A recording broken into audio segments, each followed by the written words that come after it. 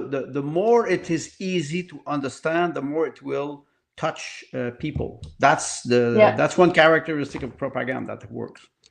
Marketing works like that. No, yeah, this is all marketing. Yeah, it's all marketing. It's all marketing. Well, I clicked the live button. We're just chatting about propaganda in Canada and stuff. We're so wrong. We've decided to I just clicked the button. So welcome to the Freedom. Like you said, we're in. What? No, like Mark Carney with his I'm in. Oh Jesus! You remember 3 or 4 1 month ago? Man, well, I was saying we should talk about current events, but maybe at the end, or I don't know. Because we're going to talk about David, it's only a joke. It's only a joke. Yeah, no, it's fine. Yeah. Limina's here. This is. I'll clip this out maybe later. Yeah. Sorry. Go ahead. What I'll do is after this is over, I'll clip out this random shit that I've been saying right now, because I should have warned you guys, but no, it's fine. There's no viewers there now anyway. So welcome to the Freedom Conversation Podcast. What's the date today? April 20th. Easter Day. That's right. Easter Sunday. That's right. Well, happy Easter Sunday. Happy Easter, everyone. Yeah. Exactly. Yeah, lots of chocolate. I didn't have any, but I had that one beautiful first egg. It seemed like a miracle to come on Easter weekend. I'm just saying, my first egg from my hens on Easter weekend. It just felt something magnanimous about it. What was the fairy tale about the chicken with the golden egg? You remember? Yeah, I think it was a goose. Yes, you're right. It was a goose. It was a goose. It was a goose. Yeah. Yeah. In the United States, eggs are starting to be more expensive than a pound of gold. Or the kind that I eat now are $8.50 for 1 dozen here. Wow. Yeah, they're $8.99 here in the store for free range eggs. But I got lucky. I found a farmer. I found a farm store near here. $4.50 for a dozen of free range eggs, I guess. So that's nice. Yeah. That's nice. Never discount what you can do still on Kijiji too and stuff to just support local and that cash black market economy, right? Where you can you hand them cash, they hand you eggs, and nobody else needs to be involved. Yeah. Well, we're getting our first 6 chickens soon. Excellent. June. Yeah. Sounds pretty exciting. Looking forward to that. And you got your first egg. Gee whiz. On Easter. That's interesting. Honey, I think it's a sign. This elder I used to be close to, he says, stay calm, be brave, wait for the signs. That's what I'm doing. That egg was something on a special day, so I'm happy about that. It's a good segue, probably. It's probably a good segue into today's topic, which is ill omens and signs of tyranny and whatnot. But nope, very small little group today to discuss COVID in 2021. Events, we'll see how it goes. So just be casual, I guess. I brought 2 short videos just for my part, but I know that Limina's got some documents, some videos, some thoughts on this stuff. And you've saved a lot of documents and things on your computer from that time and so on. So there's things to present. And Andre, I'm sure you've got a great overarching view of the whole thing from yes, I am. So why don't I just play my first video, 2 minutes, and then it's over, and it's going to probably just launch us straight into what's going on around here. Okay, let's go play. Nova Scotia says it is responding to demand. The public wants to know, are people getting COVID after they've been vaccinated? It is part of the story that shows how protective and effective these vaccines are.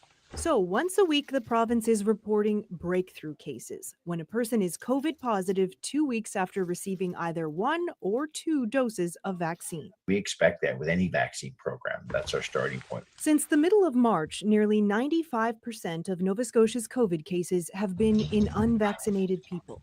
4.8% were partially vaccinated, and 0.6% were fully vaccinated. Only Lies. 2 fully vaccinated Sorry. people were Yeah, hospitalized. I know. 1 died. I think it helps people realize why they need that second dose. Do you worry that there will be people who will see these cases, few as they are, and just feel scared? I think good, honest, transparent communication, factually based, helps people reduce that any fear and anxiety. This infectious disease specialist applauds this kind of transparency. So overall, I was very impressed by what the numbers already showed us. These vaccines are really This working. is 2021. She hopes Nova Scotia will eventually include how many breakthrough Wow. cases are caused by variants. A little more. As we go forward and more variants are going to be out there around the world, having this system in place will really help us look at how effective are 2 doses of this vaccine in our very own country. Strang says that will require research. He points out immunocompromised people are more susceptible to breakthrough cases. That is why we need everybody to be immunized. So as we get vaccinated, not just to protect ourselves, but to protect those around us. Alberta is That's our sharing chief similar data that's the on chief vaccine medical outcomes, officer of but health Donald for Nova wants the rest of Scotia. the country to do it too. Okay, Kayla that's the end. So I have one more for us after, but what comes to a few sweeteners were there, or not sweeteners, I don't even know what you call them. Pieces of propaganda, lies, and deceit. What do you guys think? Pukers? Yeah, Few pukers. pukers? Well, interesting go to ahead, me, Limina. first off, is that they're still talking about 2 doses here. I mean, it wasn't long after this. It was, You're whenever- trailing. You're trailing, Yeah. Limina. We're at 9 doses in Quebec. Mm-hmm. Well, I'm at 0 doses You have to in catch this up. house. Well, it's interesting to me, and so 2 things came to my mind. In this, they're still talking about 2 doses and how rapidly we went from 2 to ongoing. So it's not really a vaccine; it's a prophylactic therapeutic. But then also that they talked about these breakthrough cases, and then this head of health is saying, "Well, you can expect that with every vaccine."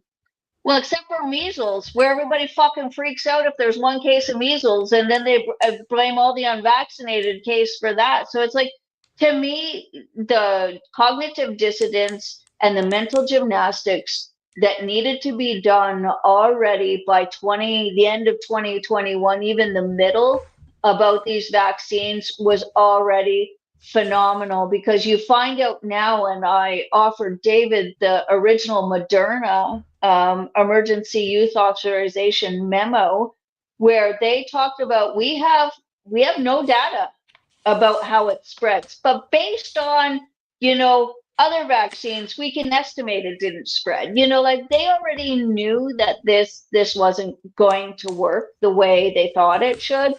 They already knew that they had no information on pregnant women, lactating women, or any special population. And they already knew about Bell's palsy and the cardiac events around this. Yes. Yeah.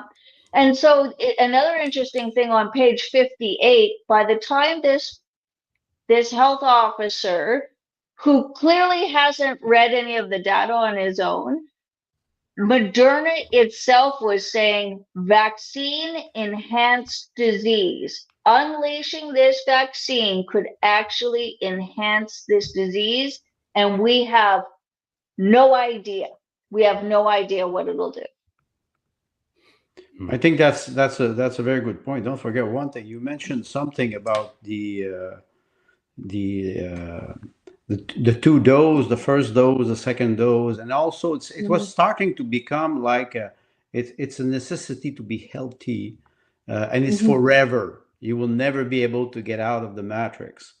And the only metric of health was whether you had COVID or not. If you had cancer, if you were fat, If your teeth were rotten, that didn't matter. The only thing, you were healthy if you didn't have COVID, and you were unhealthy if you did have COVID. Well, Those are the only two things. in 2020, as soon as COVID kicked in, all the other disease disappeared. And in Yeah. 2021, everybody would have the shot, would be saved from hell. So, and you were showing this small clip, David, about this journalist from CBC, which I call the Canadian Bolshevik Corporation. I'm talking about a weak society that is split for the injection and against. And I will go back to 2001, 9/11 with George Bush, when he had this Bible and said, either you're with us or you are with the terrorist. Yeah. There's no other option. And what fascinates me is the vocabulary. First of all, when you look any injection, Pfizer, Moderna, AstraZeneca, Johnson & Johnson, even the Russian Sputnik injection, those are not vaccine, because the classical definition of a vaccine is supposed to come from a living organism that is neutralized, and the mRNA technology, if I can use the expression, is not considered a vaccine. It's considered a biological experiment. You cannot even call it therapy, because when you need a therapy, it's because you already identify a disease. So there's a genetician, Alexandria Orion-Cote. She's from France or Belgium, I don't remember, but she's very famous. She's fighting since 6 years, and she says this is not a vaccine. It's it's an injection or a modified technology that was not tested correctly, and the propaganda was like I would say, from coast to coast, ad mare usque ad mare. In Canada, everybody were having the same narrative. And when I say, when 100% of people agree, just run, don't stay there. And that's what happened in 2021 when the injection started to kick in. Some people that were saying.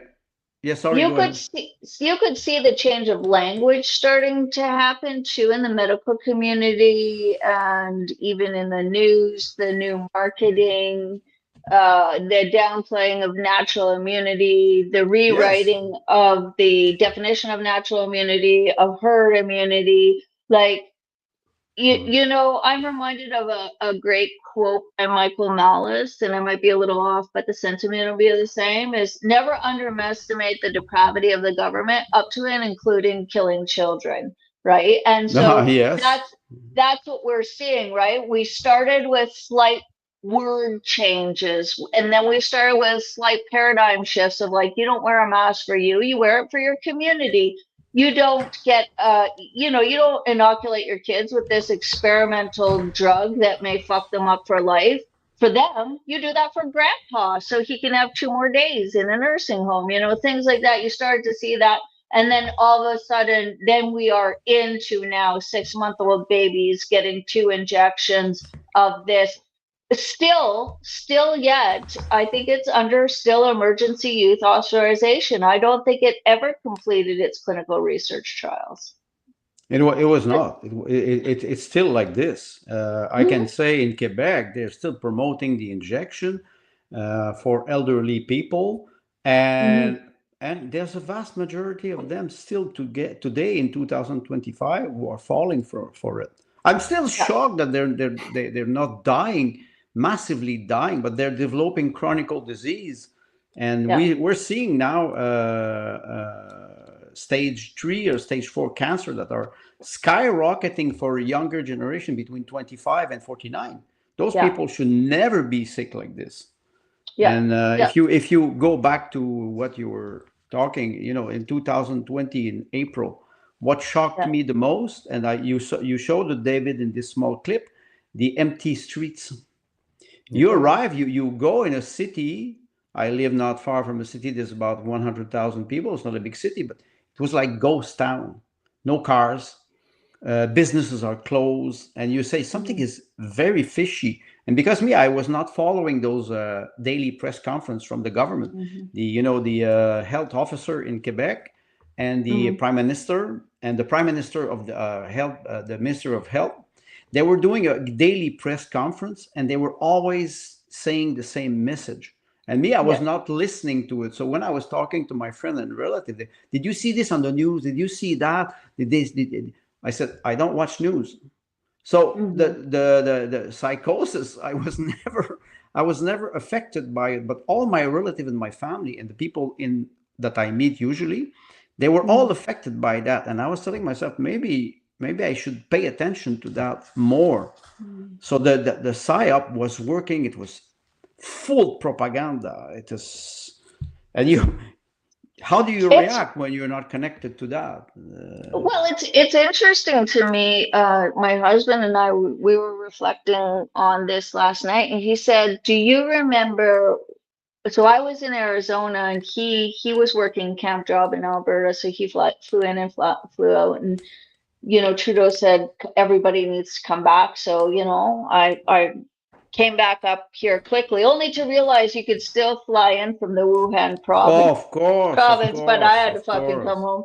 Anyway, with the private jet. Yeah, and he was just reminding me too that, like, when I first got back, he got like his own apartment for a while, just in case because I'm immune compromised.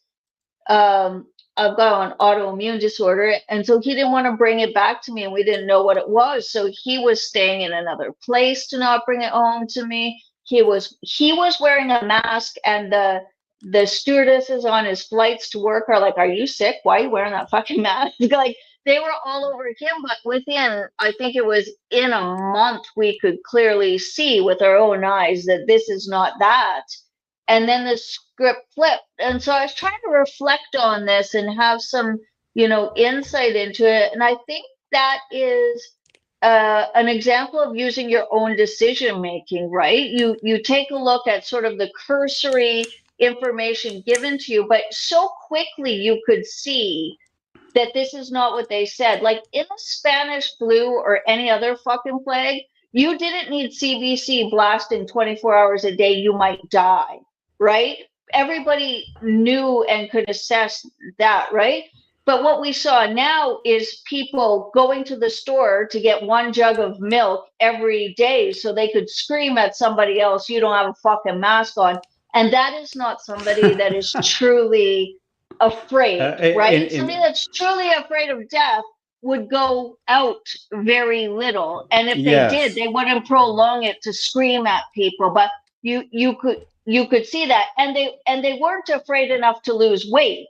And they weren't afraid enough to take on what they could to minimize their risk, right? So you could very clearly see, and then still I will say this about me and my husband is we don't like to be told what to do. And so you could see that playing out. So in the beginning, we were overly protective of ourselves, right?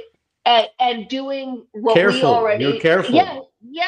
Like universal precautions that we always do when we're traveling because of my health, right? So things that we know how. So when I'd go into Starbucks and watch that teenager not change their gloves or do anything, but have gloves on and have this sense of protection. But I got to tell you, it doesn't matter if you touch 15,000 people's hands in cups with gloves on or with your hands, you're still spreading shit, right? And so you couldn't tell anybody anything. And so that was some observations that I had where there was this complete disconnect between how people acted and what they were saying. And I think if people are in danger, they don't act that way. So I feel like there was a whole group of fucking narcissistic attention seekers that were out there, and they were going to make the best of this, right? And it had absolutely nothing to do with fear. Well, one thing that I noticed, it was in 2020, but in 2021, I have a small anecdote about it. I had problem with my phone line, and I'm with Videotron in Quebec, And I called a technician because I had problem because it interfered with my alarm system. And he said, we can send a technician in your house, but the technician will wear a mask and you have to wear a mask. I said, I don't wear a mask in my house. Your technician can wear a mask. He can wear a scaphandre if he wants. He can wear whatever he wants, but I don't wear a mask in my, and I saw many small example of absurd situation where people are acting completely differently in a different situation. What you mentioned, Limina, is very interesting because psychologically speaking, people, they should have stayed home. My wife, at first in April 2020, I told my wife, I will go to the supermarket, I will do the shop, and when I will come, we will wash the vegetable and we'll be careful. And yes, I will be the only one who will go. So, and you say, okay, that's you're trying to be careful. Then you arrive at a point where people are starting to be hysteric. I still remember what I call the Costco toilet paper bank run. In April, I don't go to Costco since 40 years, but it was a nightmare. People were going to Costco and they were fighting over toilet paper. It's like, wait a second, you really need it is like a panic attack everywhere. And that was 2020. 2021, I don't know if you had this in the rest of Canada, but in Quebec in September, they started to implement what they call the vaccination passport.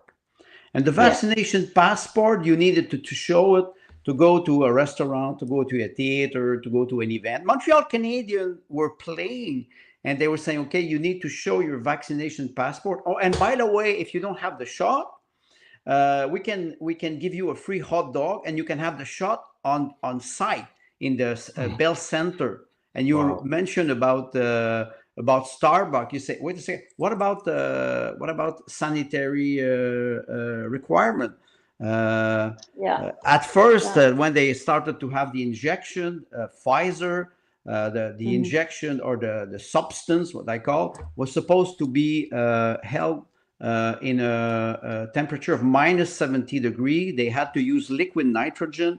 It was a process. After 4 weeks, the injection would be not good anymore. And slowly toward 2022, 23, they could do whatever you want. At first, do not mix the shot. Pfizer with Pfizer, Moderna with Moderna. At the end, you can make a cocktail and drink it like this, and you will be protected. It was so absurd that you look at this, you say, shit, I'm a writer. I cannot write a satirical play like that. It's worse. Fiction is worse than reality. Reality is worse than fiction. I'm sure you're familiar with this genre, which is one of my favorite genres of books, is absurd existentialism, like love, where it's just so fucking absurd.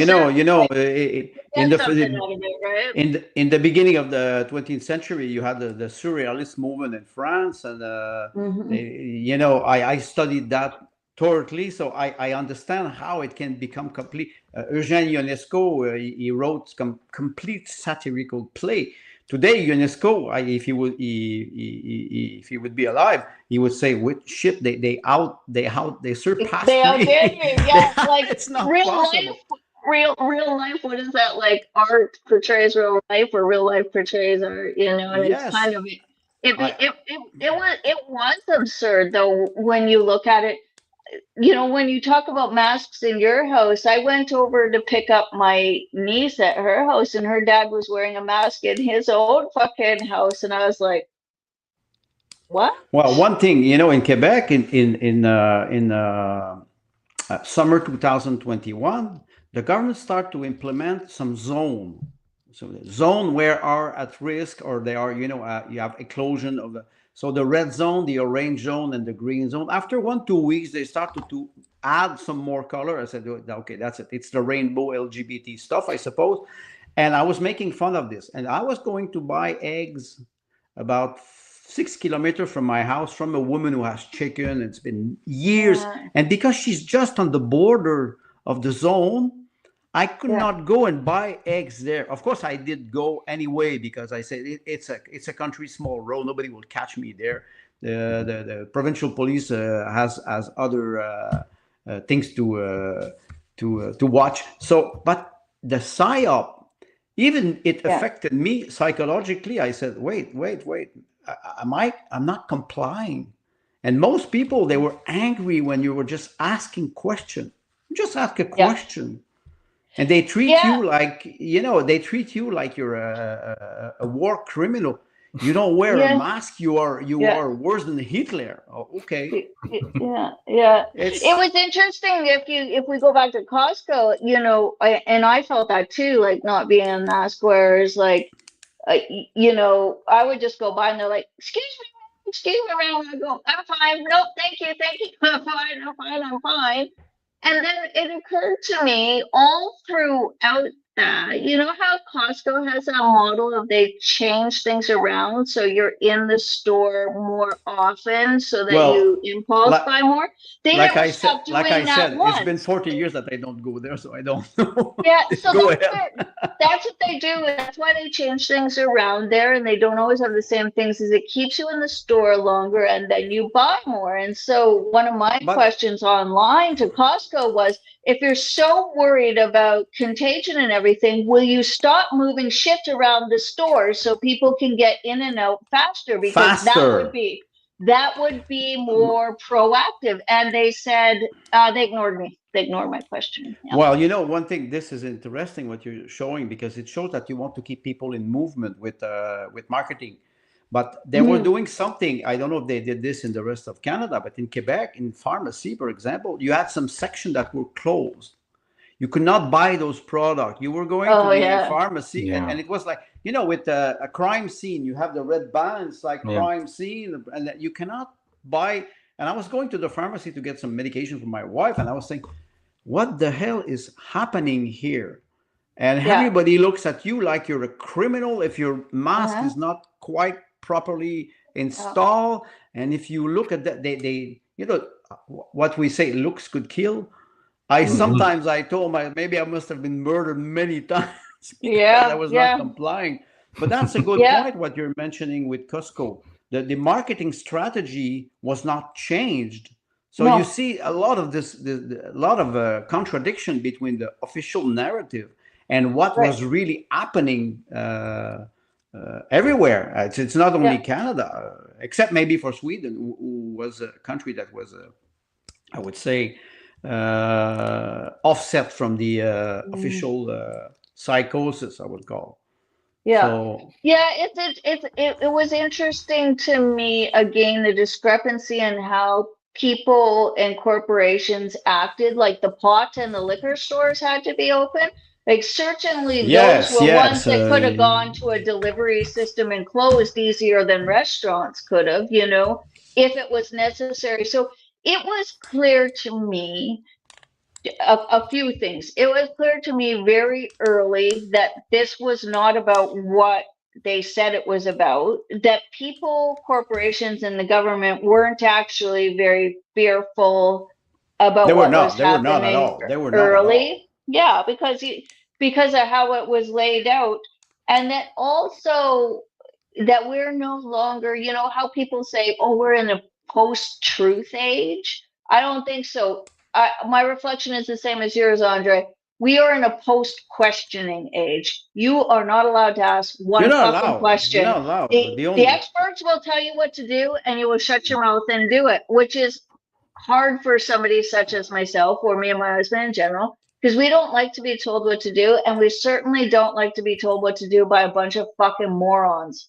If we compare this to the era of totalitarianism in the Soviet Union, Anna Arendt, she mentioned she mentioned it clearly in her book. It is a period or an era that is very short in time, a couple of years, not more than that. And when you arrive with the PSYOP, yes, exactly, that's one of the greatest books I ever read. Can I see that? Oh yeah.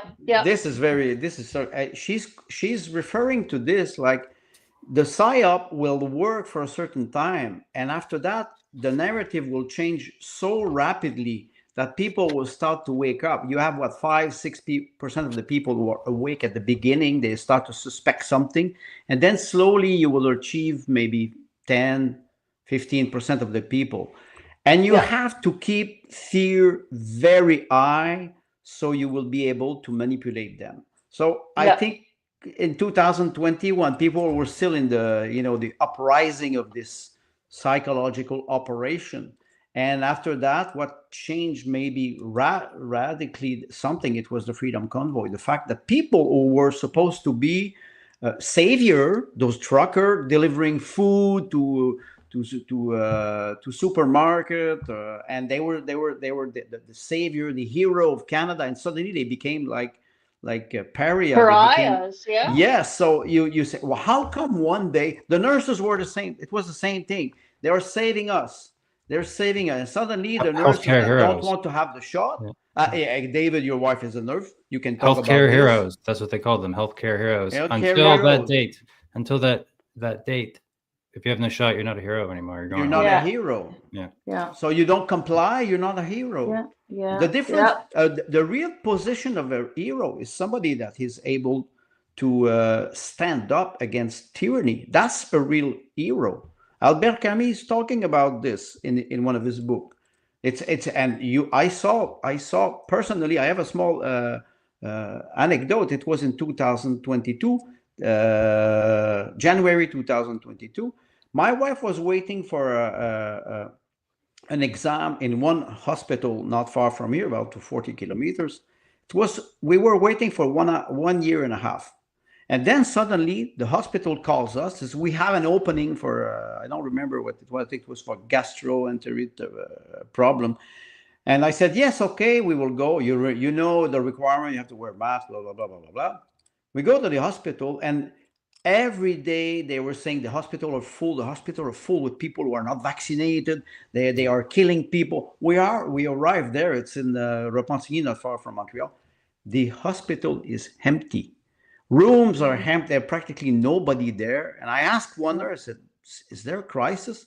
She said, no, it's normal. I said, why do we see this psyop in mainstream media? And I experienced that a couple of times, and I was like shocked to see how people would react.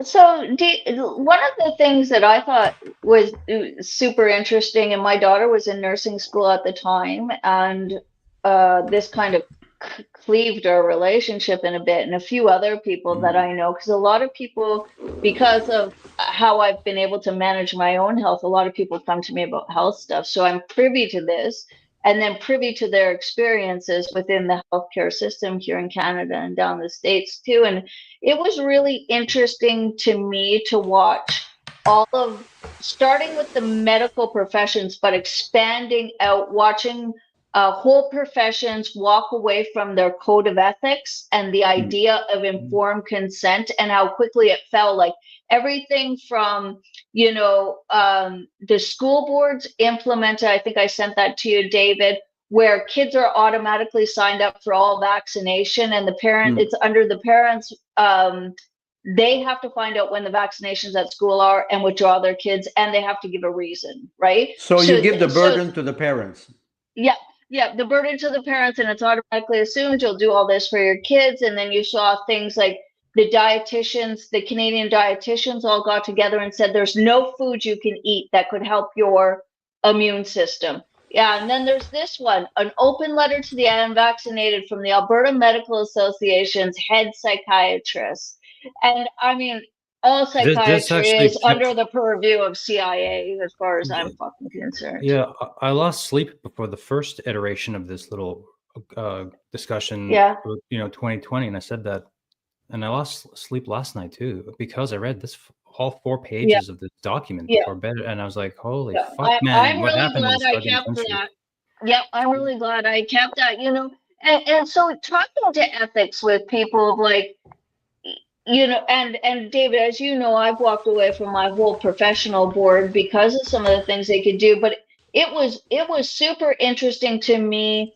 And it's not surprising now we see where the human services and all the medical system and addiction system has ended up, because they have become so unethical themselves, and consent is so far, and patient care is so far from their minds now that that they've just become the marketing arm for corporations and governments now. I think for sure psychiatry and psychology are nothing but marketing arms for whatever big pharma or big recovery is out there, right? This is disturbing. It's Well, totally you know, disturbing.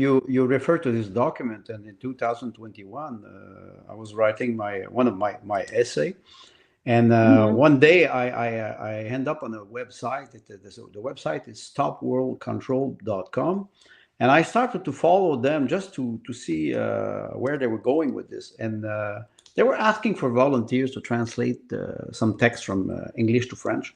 So I wrote to the manager of the website, and I said, "Yeah, I can help." And he said, "Oh, we have a document. The title of the document is the vaccine debt report. A 65-page document shows many aspects about the mRNA technology, about the nanobot. I started to translate the document from English to French. You can imagine that you translate a document 65 pages, you have to work. I worked for 1 week, and make sure. And I was like shocked. I was suspecting many things, but this document, I do not agree with everything that is in this document because it goes into religion with the Vatican. And but the main idea was the demise or the destruction of the institution and the authority you mentioned, the board of doctors in Quebec. 100% of the doctor, there's no opposition. You cannot oppose to the narrative. And I remember in 2021, I visit my family doctor, my general practitioner, and he looked at me. I was just going for a checkup. He said, "Will you get the vaccine?" I looked at him. I said, "I don't know. I don't need this." He looked at me and said, "Oh, you don't believe in this? Huh? You're an intelligent man. You don't believe in this." I looked at him. I said, "Oh, science, it is a belief or it is trust." And he was speechless. And he never talked about it after that. He says, "Wait a second, it doesn't work like that." So the informed consent was influenced by mass propaganda.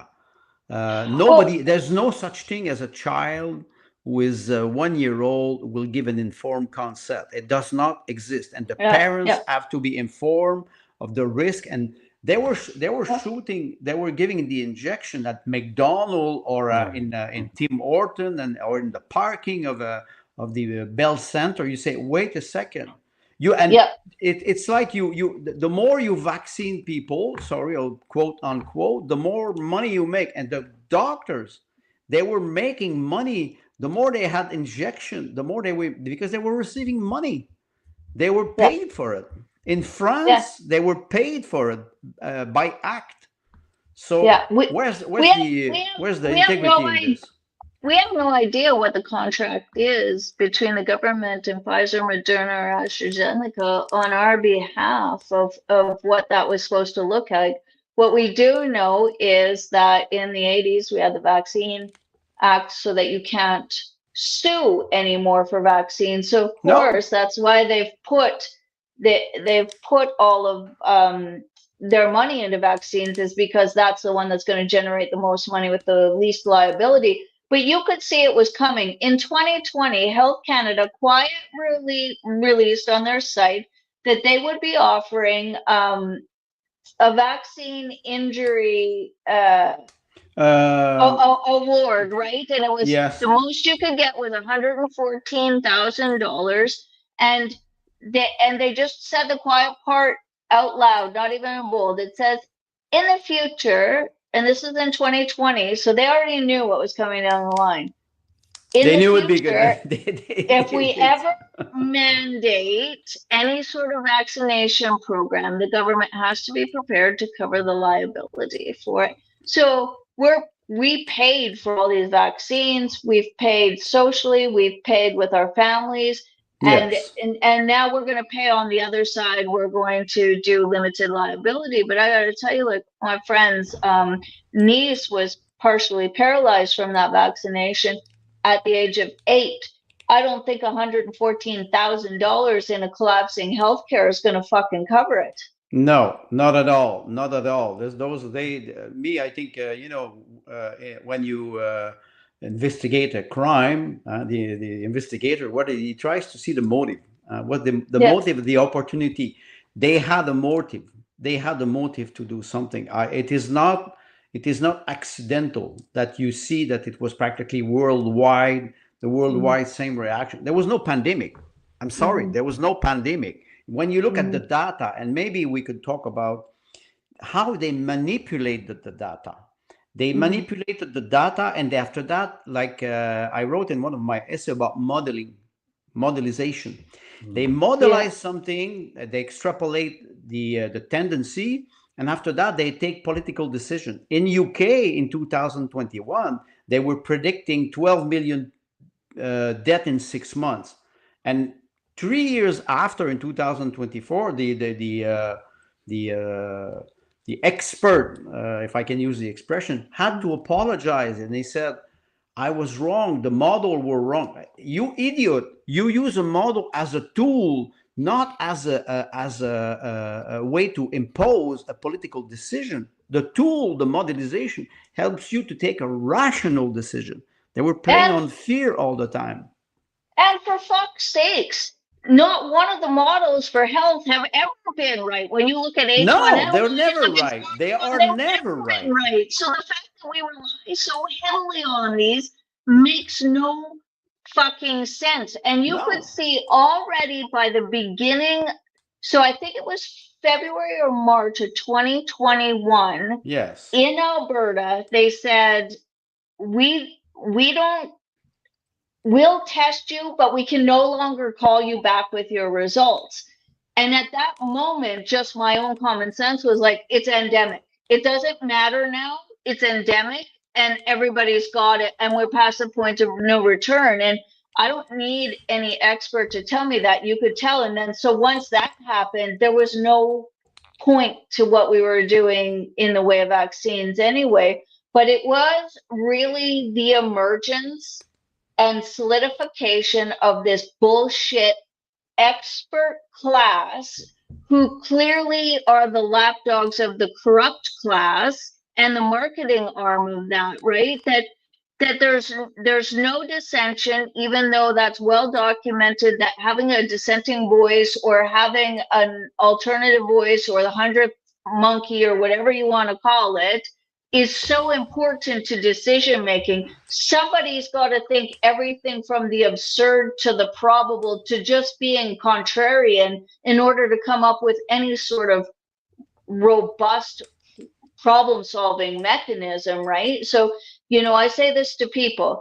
If somebody's telling you there's the problem is monochromatic, meaning it's a one-dimensional problem and the only solution is this one thing, they're selling you something. Yes, because of course, nothing you're right. is that simple, right? And so we can really see the corruption and cowardice within the expert class. And I'll say this, people feel sorry for doctors because our healthcare system is collapsing. I will say they're a bunch of fucking cowards, and this is of their own making. I do not feel sorry for them. I had a doctor say to me to just go, I shouldn't get it because of my autoimmune, but that I could just buy a fake Vax Pass. That's what everybody else is doing.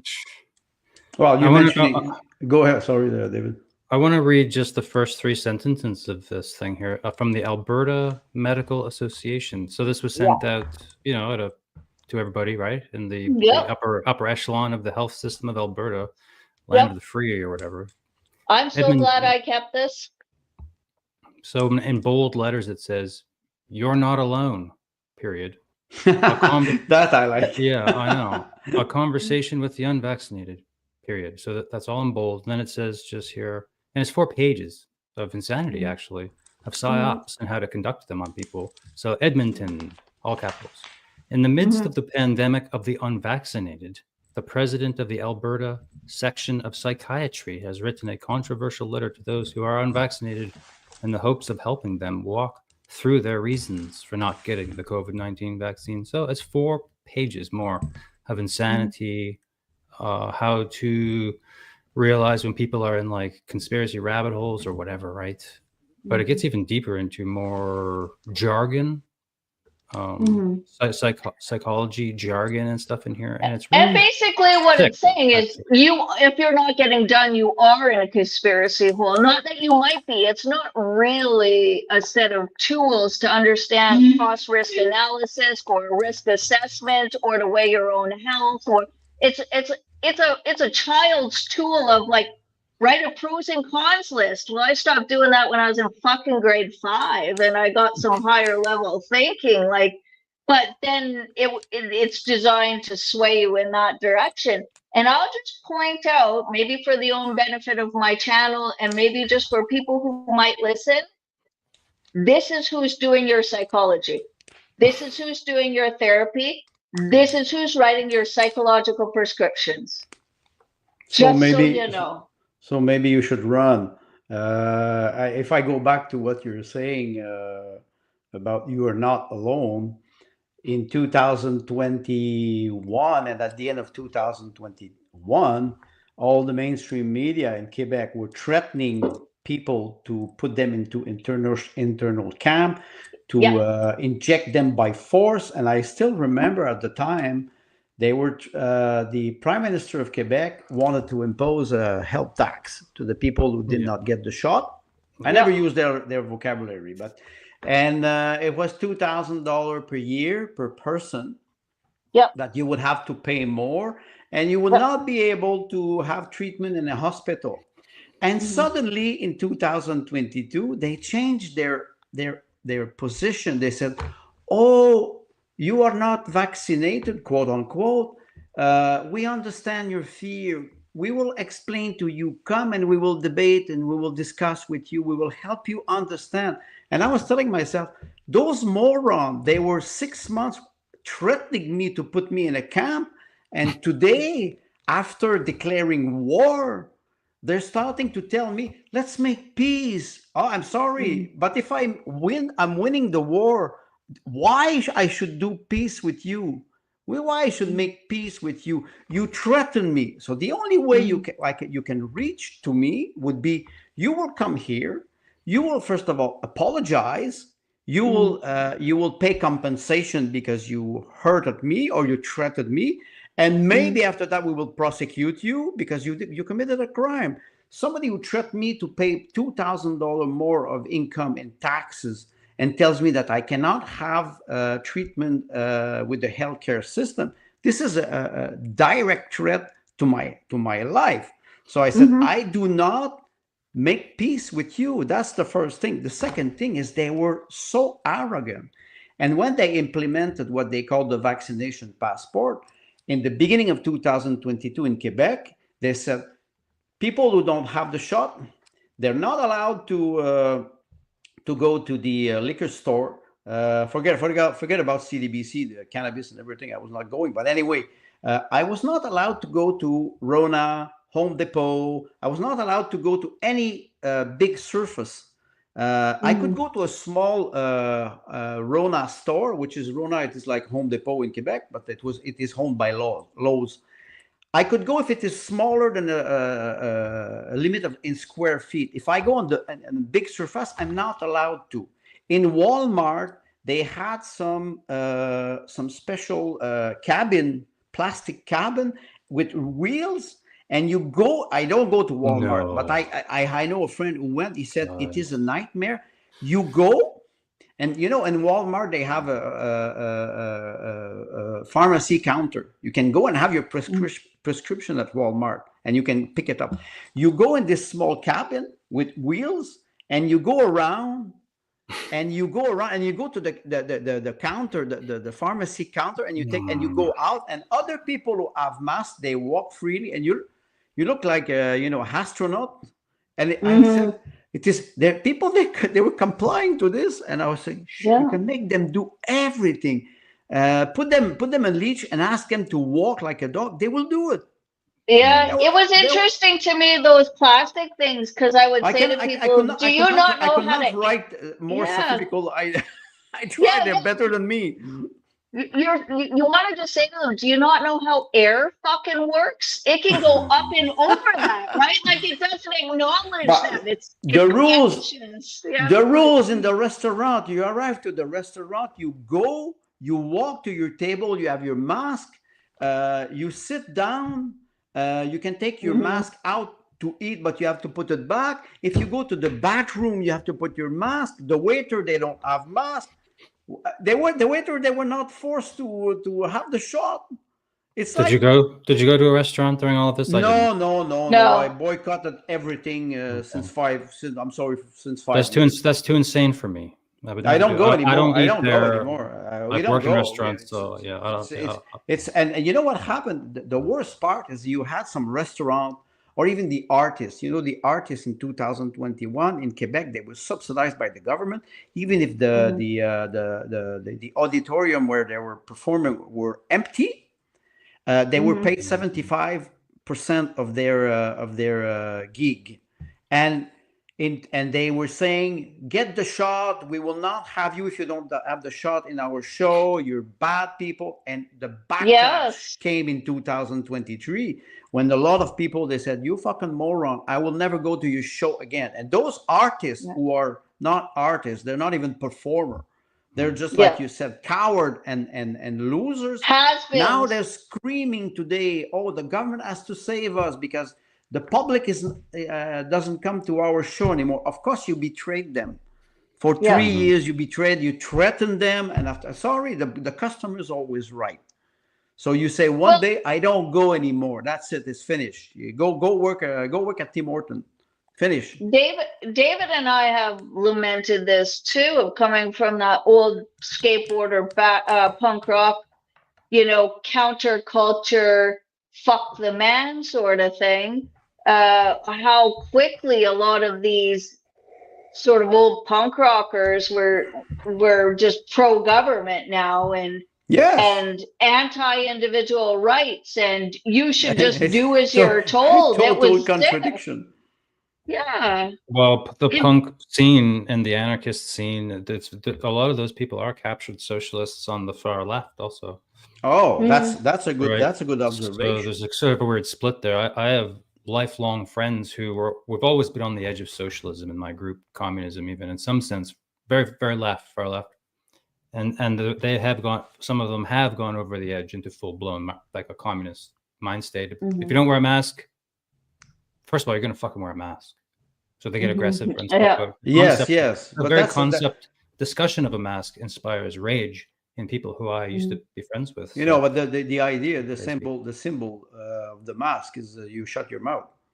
Yeah. Yeah. Whether you wear it or not, when you wear it, you comply, and you cannot complain, or you cannot criticize.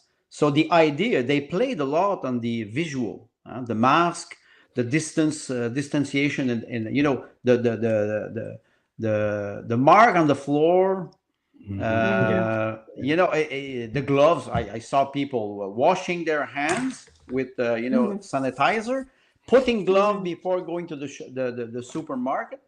And they, if you approach a little bit with your carriage too, they look at you like they have a Kalashnikov in the eyes. They want to shoot you. So no, I'm just going to get banana. I will not touch you. And if you touch, but some people have sanitizer, a towel to clean. I said, what is happening here? And you could see some people were, I'm sorry, obese, completely unhealthy, and completely hysteric about the way you act. Me, my father taught me this, to be civilized in a public environment. Always try to be polite with people. Good for you. But people, elderly people, you hold the door, you help people. It's basic civism. And I was seeing how it disappeared in a couple of months. But I will say this to you. I felt like I was in fucking kindergarten, only smarter than the rest of the class. So seriously like I was in kindergarten. This lady told on me. She tattletaled on me. Like you had to, like they have the dots, and you have to follow the dots, and then you got to go, and then you have to distance, and then it was. Remember, like when you had to go down the hall in kindergarten, you had to follow the little arrows, and you couldn't touch the person Yes. in front of you, and you're supposed to be quiet, and otherwise, Nancy the asshole would tell on you or whatever. That's what it felt like to me. We had all been infantilized. And I think, the one day, so we were heading down to Milk River, Coots Blockade. Me and my husband, we stopped by Costco to load up and bring food down to the truckers and farmers before we went. And we didn't wear masks. And I think that was the most interesting, because I was used to people glaring at me because I didn't wear one or anything like that. But firstly, this lady tells on me to the worker there. So doesn't even say it to my face, tells on me. And then the worker says, we're not allowed to do anything anymore. And so I just confronted her and said, did you just tell on me to like a Costco worker? Well, you, this and that. And I just said to her, go fuck yourself. I don't even care anymore. There was. You can be mean to people who are trying to take your human rights away, right? Well, like there is a point for being uncivilized and ungovernable, right? To not go with the flow. But then it was interesting after she left, then some people would come up to me and my husband and go, good for you. And then this older fellow who must have been in his 70s came up and said, it's so good to see your face. And so I said, I'd love to see your smile too. So he takes off his. Then people are taking videos with us in our cart full of food on the way to Coots. And then this lady had to introduce me to her son who just had brain surgery. And that's why she couldn't go, so that we could carry their, it just, the experience was so phenomenal, but so full of dissent. And it started with being uncivilized, not on my part, on hers. Adults don't tell on each other, they talk to each other. You know what I mean? That was also a good way to look at ourselves, because when I was feeling those, I would say, behaviors, I was asking myself, what are my behaviors in public? What are they? I think, David, you mentioned often that you're an anarchist, and we discuss about this. And I feel that I'm a little bit like this, an anarchist, in the sense that you don't necessarily want to comply with the hierarchy. It doesn't mean that you do not respect authority. That's a very big difference. And I started to ask myself, okay, am I dragged into this lack of civism? And you have to hold back, or you have to try to fight against the tendency, heavy tendency. If people are rude with you, try to be gentle. I don't say it is easy, but because I'm retired and I write most of the time now, I was not in contact with day-to-day life, public transport, workers, colleague, peer pressure, family, relative. And like you mentioned, Limina, there's a lot of people who lost friends and family. I lost friends and family in the sense that we don't have the same relationship anymore. And I understood that when you're dragged in this, you can, because you want to be accepted by the group, you will comply. And me, I don't easily comply. I ask question. I will respect authority if the authority is respectful. And we see that it is shifting. And it's not only COVID or the COVID mandate, how people behave generally in public. We see with the protestation now. And people were protesting peacefully with the Freedom Convoy, but in Quebec and in many places in Canada, you had some people who were against the shot. They were going to do manifestation peacefully, expressing. I remember one manifestation in Montreal. People were not wearing masks. You're outside, and police were giving tickets, and tickets. Tickets are $6,000 tickets. And some people, they're still fighting those tickets in court because they say, we're outside. We do not have to comply to those mad rules. And the police were, abusing their power, giving tickets, asking them, okay, some people, they were putting masks And in Quebec, in Montreal, you have a law that says you cannot protest with the mask in your face. The contradiction is there. You're right. They were putting this mask that is useless, and the police was arriving and telling them, "Well, remove the mask because we will give you a fine." And the person was saying, "I cannot remove the mask because I will contravene to another rule." So it was completely absurd. And I was looking at that, and I was, how can people behave? And don't forget one thing, how you were mentioning how events are staged. The camera focuses on something that they want you to believe in. And the rest, some manifestation, there were a lot of people, but let's say the CBC, Radio Canada, or all the national media, CTV, they were focusing on a small group. You see, it's a fringe minority. There are not a lot of people. When in some manifestation, you had 10, 15, 20,000 people who were protesting in Montreal, for example.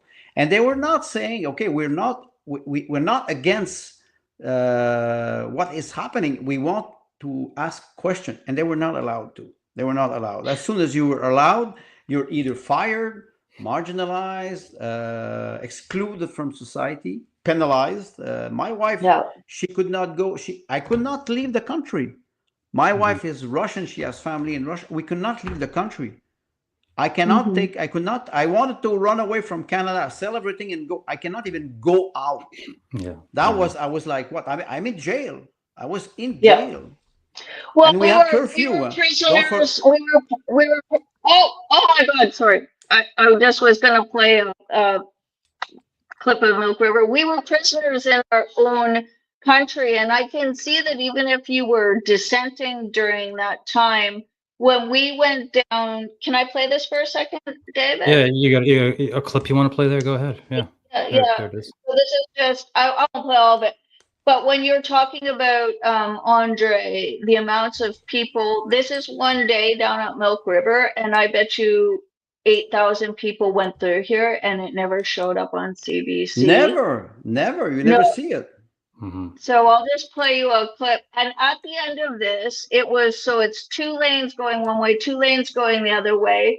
For 5 to 6 kilometers at the end of this day, there was trucks and cars lined up. And parked, and then there was another 5 or 6 kilometers of active movement of vehicles. And then the second thing I want to say is that this roadblock at Milk River was a roadblock of the RCMP and Alberta Fish and Game and Lethbridge Police. The blockade was only at Coots by farmers and truckers. So this is Milk River.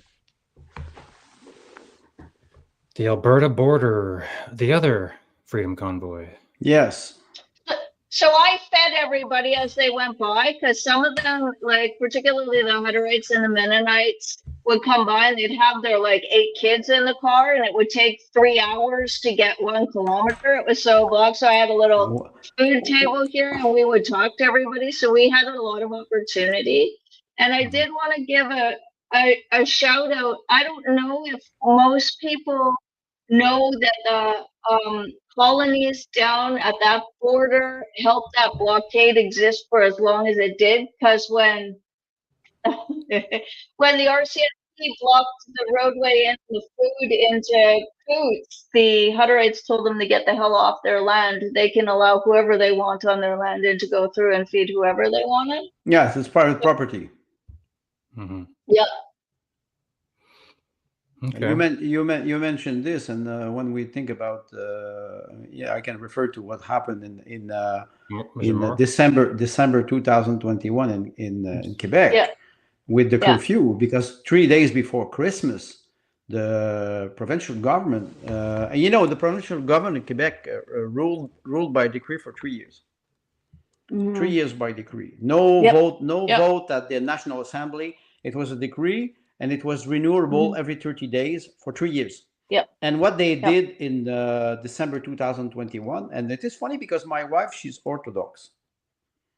And the Christmas Orthodox is January 7th. So just after Christmas, the Catholic Christmas December 25th. They imposed a curfew because they were afraid of contamination or spreading. And they said, okay, we will not have New Year's celebration. And if you have, you cannot invite people who don't have the shot. So break all relationship with your family, and you're not allowed to have more than 6 people in your house, and it has to be in the same, what they call in the same bubble. And it was funny because I have some friends who are, like I say, Orthodox, and some my wife, she's Orthodox. They were saying, and the curfew lasted until April. And my wife, she said, we could sue the government because in the Constitution of Canada, we are allowed to celebrate and to worship our religion, and they forbid me that. So we were having those philosophical discussion about religion. The most difficult part was the curfew. At 8 o'clock at night, they will patrol. In Montreal, it was horrible. Me, I live in a small village, and I have 2.5 acres of land.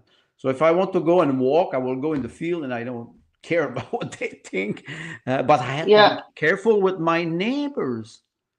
My neighbor they were spying on us. Neighbors are spying on us. The curfew created a psychosis where people started to be weaponized. They were weapons of the regime. If you do not comply, they will call the police, and it happened in Gatineau. So it was all over Alberta. They had a report your neighbor hotline where you could report people who were not complying, and that was it was a terrible shame, and I think a lot of what they did work. It worked. Of course it worked. You did. Even if you were strong in their constitution and you knew that this was wrong, it was hard to stay your ground. And I know that when we went down to Milk River, we didn't really necessarily go down there just to protest or hold the blockade. No. When we initially went down, it was because we knew we would get no news worth of value, and the only way to know what was actually going on was to go. And it was such an opportunity once they held Coots, because it was only 6 or 7 hours from us, and we could go down. And I feel lucky we did. And we actually parked and lived in the ditch down there for, I think it was a couple of weeks before the blockade was busted. But it was interesting too to know that in that blockade, I would say it was more farmers. There were more combines and tractors and farmers holding that area. Not that there wasn't truckers, there was that too, but there was a lot of farmers that held that. And one of the things that inspired me that I did see, and I think it was from a private citizen's YouTube, was the truckers were holding it, and there was a lot of talk about the RCMP going in, and they brought in some equipment, and it was just parked nearby, and it made them nervous. And then I'm gonna cry. And then you could see overhead from the drone footage that the trucks were parked across, and you see the RCMP, and you see it come over. And then you just see this line of tractors come out and around and in the ditch and fortify the whole movement and blocked it further. There was no way that they could move them after that. And just seeing that after feeling like what you said, Andre, where it's like, I'm in prison and the wardens are my neighbors. And the most interesting thing is they hated us. There was the contamination of the unvaccinated. There was the selfishness of the unvaccinated, the small fringe minority causing all these problems. And yet they needed us because they would not fucking let us leave. Remember, we couldn't leave. We couldn't get on a plane. But so they want you here. They need people to hate and blame things on, and we were going to be it, right? This is a more political and philosophical position because and if you go back to too. And historical. Yes, historical. Can I say something about absurdity? Well, if you go back to 1989, after the end of the Soviet Union 1992. But the fall of the Berlin Wall, the American Empire needed an antagonist. They needed an enemy. And after that, we saw 9/11, and it was Francis Fukuyama who wrote The End of History. And after 15 years, he apologized. He said, my book is bullshit because he was wrong. They needed an enemy. They needed someone to accuse, to hide their own cowardness. And when you stand up in front of a coward, he's afraid, but he has to accuse you. And the vaccinated people had to find a criminal. They had to find a guilty entity, person, instead of trying to understand what the government was doing, what governments were doing to their own population. They started to antagonize people who were questioning the narrative. And after that, what you end up with? You end up with a society that is completely broken, families, friend, relative, and this will be, maybe it will take a generation to understand the psychological trauma that I think about children. Children who were wearing masks, now they have a problem with their normal development. They have problem speaking or learning languages, and it is very.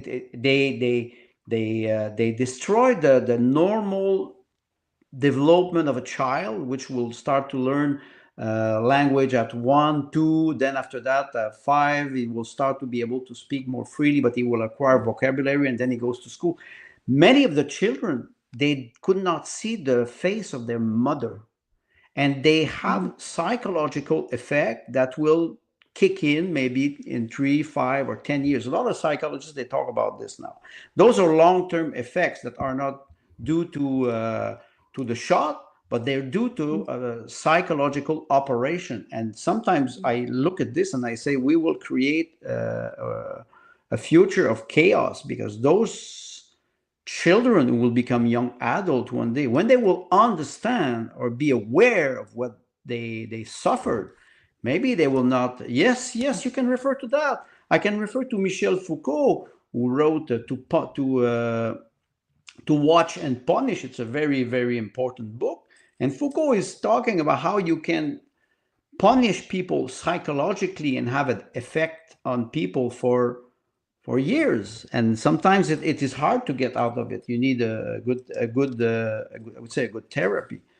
I would also, maybe one thing that you mentioned, Limina, I would like to back that up, that maybe therapy isn't the thing. Like, as you're saying about the psychology and the psychologists saying now, oh, all this damage, these fucking psychologists were part of this the whole time. They were writing letters to the unvaccinated. They weren't raising up any warning saying, no, our kids need to see our faces. Here's our cautious analysis. And the fact that they're all getting fucking rich, and the universities are pumping out psychology degrees like it's water flowing down a stream, there's no mistake here. And I would say the first element of mind control is you break down and traumatize that person. And then the next thing is you add drugs, alcohol, and psychedelics, which are coming down the pipeline. And then you feed them messages, and then you feed them messages. Exactly. You mentioned something, and the abuse of authority. All those official doctors, psychologists, people who are in position of power. When you're in position of power, you can abuse. And I think about child abuse, the parents, school teacher, or when you have a husband that is a bully with his wife, or the opposite, because it happens. When you are in a position of authority, you have a responsibility and a duty. And most of the people in the government or the official agencies, they were in position of authority. Doctors, we respected their knowledge and their wisdom, and we trusted them. And what happened? They abused that. They abuse people, and they are abuser. They are psychological abuser. And usually in a society that is fair, those people should be prosecuted. Not only the institution, but individual, because they are abusing other people. And we are not there yet. I think about if we would want to reconcile people between each other, we would need people who committed those crimes to admit them.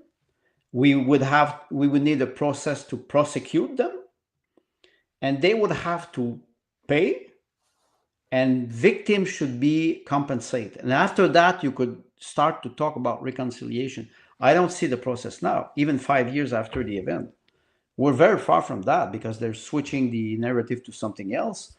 And people have the tendency to forget what happened, or they want to forget, because it's very easy to try to forget something that you don't like. And the narrative, the narrative hasn't stopped.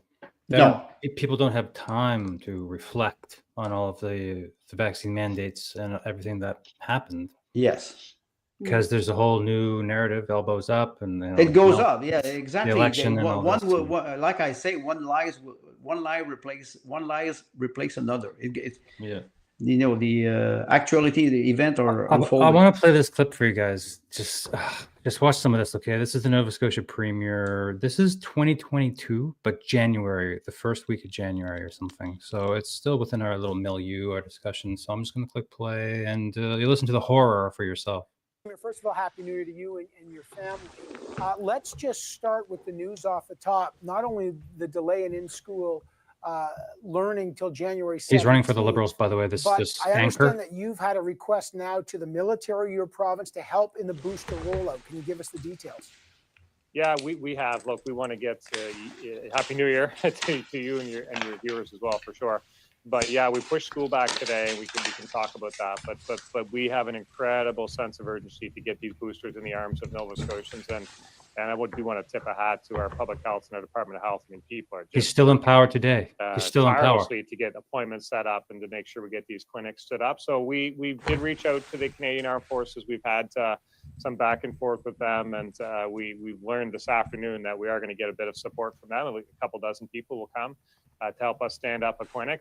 We're very grateful for that. And I will say that through this process, trying to get test kits, trying to get boosters, trying to get support from the Canadian Armed Forces and others, I'm very thankful for the response of the federal government. They've been very responsive to me as a premier and to our province. I'm thankful for that. But yeah, we have.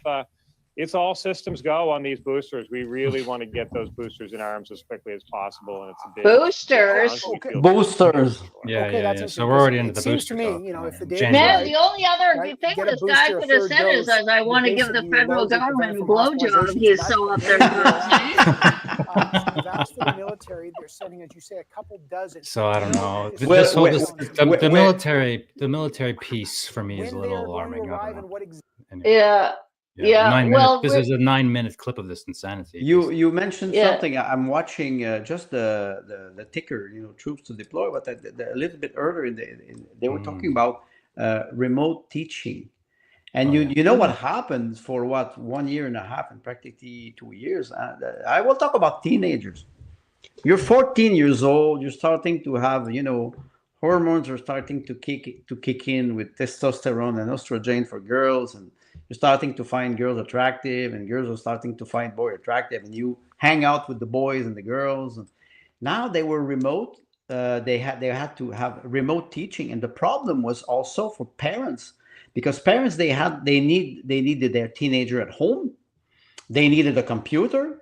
They needed an access, and imagine two parents, they're working. What do? They leave the teenager at home, and the teacher, they could not reach the students because they were starting to be depressed. You don't see your friends, you don't see your family. So what happened after that? They practically forced the injection to those teenagers, because teenagers, they wanted to comply. They wanted to see their buddies. And they were isolated, and they had psychological problem. And we saw this in Quebec in 2022. The number of dropout in high school for teenagers who were 15, high school, secondary 4, the dropout was about 75% more than 2 years before. And those dropout will never go back to high school. they will never go back to high school. They will not finish they will not have their high school degree, and they will not go to college. And so the long-term psychological Okay. effect now will start to kick in. Okay, hang on. No, wait, Andre, come on. Let's talk about this. I want to propose the other side. Who fucking gives a shit these kids go to those shitty goddamn public schools? They're no good anyway. Best thing that ever happened is they Yes, dropped out. I And you do can agree with you. totally go to university without a high school degree. I never finished high school. And university is just a place you go to pay to learn to hate your parents now and have a psychology degree. I think that the best thing that happened, and I've heard this from a lot of people who are homeschooling now, is that what happened when their kids came to cyber school, they started to learn what their kids were really learning and what was being pushed, and they pulled them from school. Oh, but that's not the same thing. I'm not talking about this. I'm talking about people who teenagers who stayed in the public system. Yes, you're right. There's a lot of people who started to understand what was going on really, and they said, wait a second, we will homeschool our children. But don't forget that the government is making it very difficult for people to have to do homeschool for their children. In Quebec, they passed a law where you have so many requirements that it is very, very difficult. And don't forget that most people, the two parents are working. So you need to be, you have to take a decision, a hard decision, because we will not have two incomes. And I will, let's say my wife or me, we will teach our child at home, or you have to hire somebody. So the shifting is the structure of the society is shifting. The other aspect is remote. Don't forget that I always say this, we are live now together. We never saw each other in reality. We're living more and more in a virtual world, and we don't see each other. I have more contact with people in BC and in Nova Scotia than I have with my own neighbor. That's an individualist society, and this accentuated the problem. I agree. Or the tendency. I agree, Andre, but I guess I just don't feel like these kids missing out, whether it's remote school or not, is getting out of the public school. I think is a total blessing, even though maybe people didn't think that first. And the truth is we need to get back to the idea is if you have kids, you probably need to raise them yourself now and not depend on pseudo parents. So I think that this could actually end up being a positive, because I did meet a lot of people who moved out of those systems. And it's funny, I just made a donation from my company to Living Truth Christian School here in Alberta, so shout out to them. And when I was talking to them, they said they're actually turning students away, and furthermore that their homeschool department has more than doubled that they can't take people. But that's a positive outcome. My heart sore, and I think it's probably good to point out that that Quebec has a whole different legal system than the rest of Canada. You guys run under maritime law, like we are a bride-jural system in Canada, and the rest of Canada has a different. Well, it's what we call the rest of Canada is what we call common law. In Quebec is the civil code of Quebec. That was inspired by the civil code of Napoleon. So yes, you're right. But so the interesting perspective. It's funny to me that I wonder if some of this stuff isn't around a skewed version of socialization and learning. And I really hope one of the things we take back out of this is that children don't need to go to those type of schools to learn or to be socialized in that way. The unfortunate mess of it, I think, is that the schools put kids online, and now they have, I think that's probably even been worse for them. We'll never be able to tease out what masks and isolation did and what is the product of online screen time all the time. I don't think we can tease that out. No, I honestly, I agree with you, but I was more concerned about, like I said, the percentage of dropout. And don't forget that in a society, is in a normal society, you need a general culture. At least they have to know how to read and write and how to calculate a little bit, to do a budget. Today, the level of illiteracy is skyrocketing, and people are having problem functioning on the daily basis. And they're young, they're strong, they're intelligent, but they lack this general knowledge, I would say, that should come from public school, a public school that would teach a more classical program. Today, it is not school; it is indoctrination. And I do agree with parents who take out their children and want to do homeschool for them. But you have to be able to teach. It's not easy. I would say this.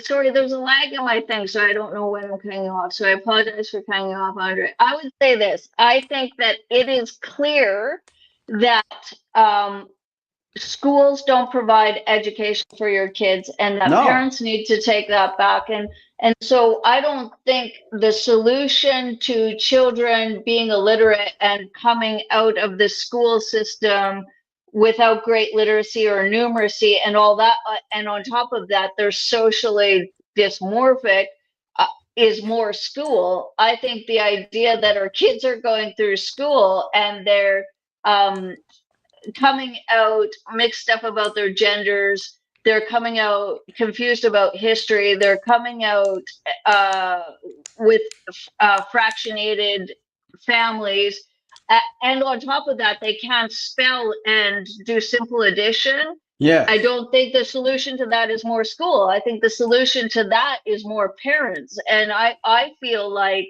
kids should drop out. You should drop out. Drop out. Don't go to school. Well, go into the trades. Homeschool. There's nothing in school that you can't learn on your own or from people who care about you. Nothing. Well, if it is true, we will close university. I will take one example, and we see it more and more in Montreal and throughout the center of Quebec. It's a street gang, and street gang, they are recruiting younger and younger people, younger and younger teenager, up to the age of 12. And last summer, the Hells Angels. The Hells Angels, they're known internationally, and in Sherbrooke, in Eastern Township in Quebec, they have what they call their head office. And one day last summer, two teenagers, 13 years old, they left Montreal, they arrived in Sherbrooke, and they attacked the headquarters of the Hells Angels with Kalashnikov. This made the news in Quebec, and they were both shot dead by the Hells Angels, and the car was burned. It was like, and the mother, she went out public and she said, "My poor little boy, blah blah blah." I want to say, he's 13 years old. What is he doing on the street, and what is he doing in Sherbrooke when he lives in Montreal? And how come he has an assault gun? So when those drop out, I don't say all of them, but I say there will be a group of young teenagers who will be recruited by street gang, because it's the idea of teaching at home and teaching by yourself is true. It helps, but you need a certain structure for that. Where is it? You need land. To raise children, you need land. Well, they need, they need to learn stuff. Until you're able to do rational decision after, when you're starting to be 14, 15, 16, you need a certain form of authority. You cannot just try to teach your children. It's very difficult. I think it is systematic, and it is an old problem. It's not. It's Andre, not new. I like you, but I think that's crazy. Our history of human beings is teaching our children. We got 100,000 years of evolution of teaching our children to get to this place, and only a short speck of time of forced government schools, which has taught our kids. Well, look how they're coming out. I agree with you that we need structure. I agree with you that kids need some authority. I agree with you that they need learning opportunities. I do not agree with you that the solution is schools or they'll get into gangs or whatever. I think we just need parents and get back to that old way. This idea of how we have schools with 30 kids all set there, boys are taught like they're just retarded girls. You know, it's just No, but it's and nobody's allowed to get up. It has ruined our children. It has ruined them. I think we could agree on something. You know, Okay, the guilt. let's agree on something. No, but the guilt during middle age, you had this ancestral transfer of knowledge through the master and the apprentice. And when the modern school started to arrive in France, it was the beginning of the 20th century, 1905, the Jules Ferry law, when they promoted what they called public school. It was after the revolution. And they started to implement, this concept of public school with school and teachers and a public program. When you go back just after the French Revolution, you see that they want. Michel Foucault talks about this in his book. He talks about how you start to indoctrinate people. So public school was supposed to be for education, and it was supposed to be the relay after the parents would raise their children. And then you arrive in the 1950s, after the Second War, where women started to access the working forces, and they had to send their children. I do agree with you, but you can imagine, it's the same thing with children, with parents who say, I cannot afford to have more than one child or two children. Many people would say, I would like to stay at home and teach. It is a noble profession to be able to teach to your children, to be able to teach, to raise them and to teach them. But I do understand that you need responsible parents.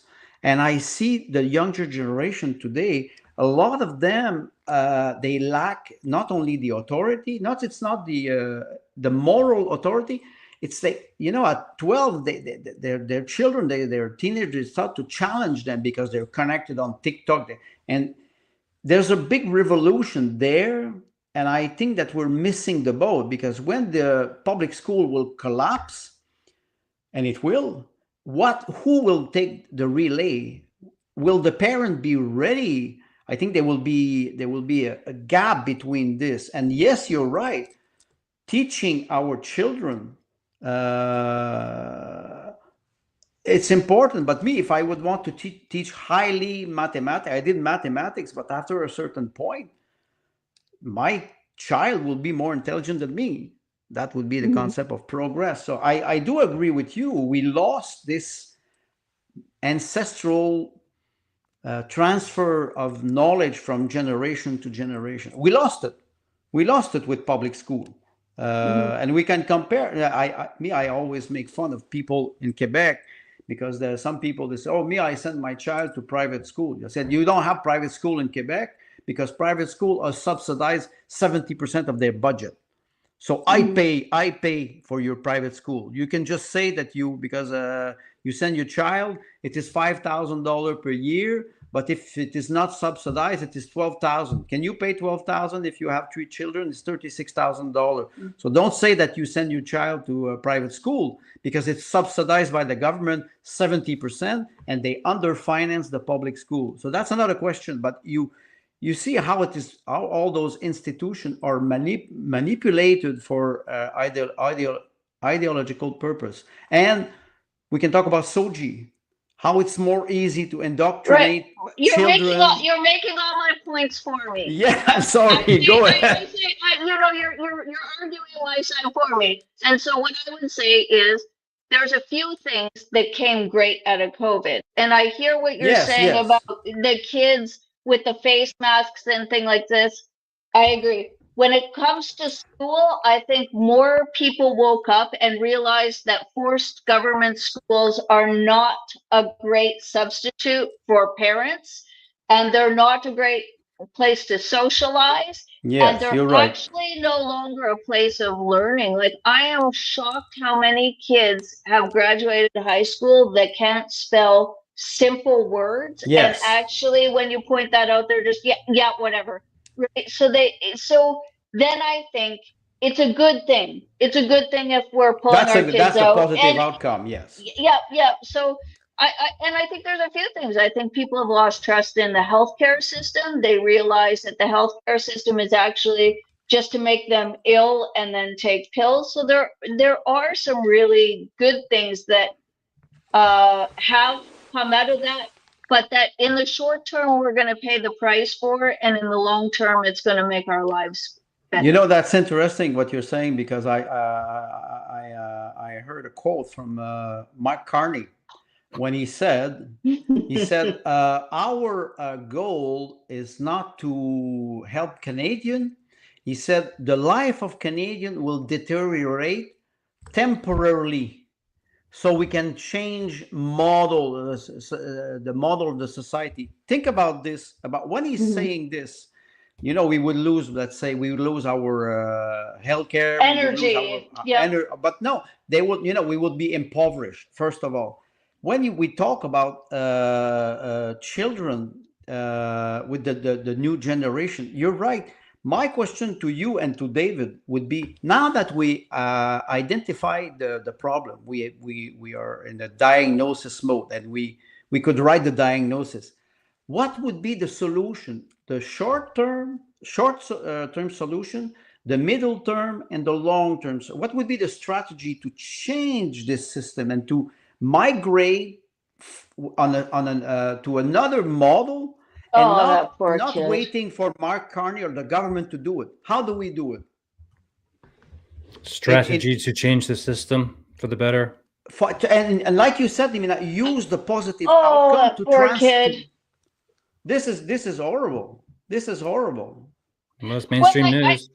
I think it's happening. I'm not even sure how.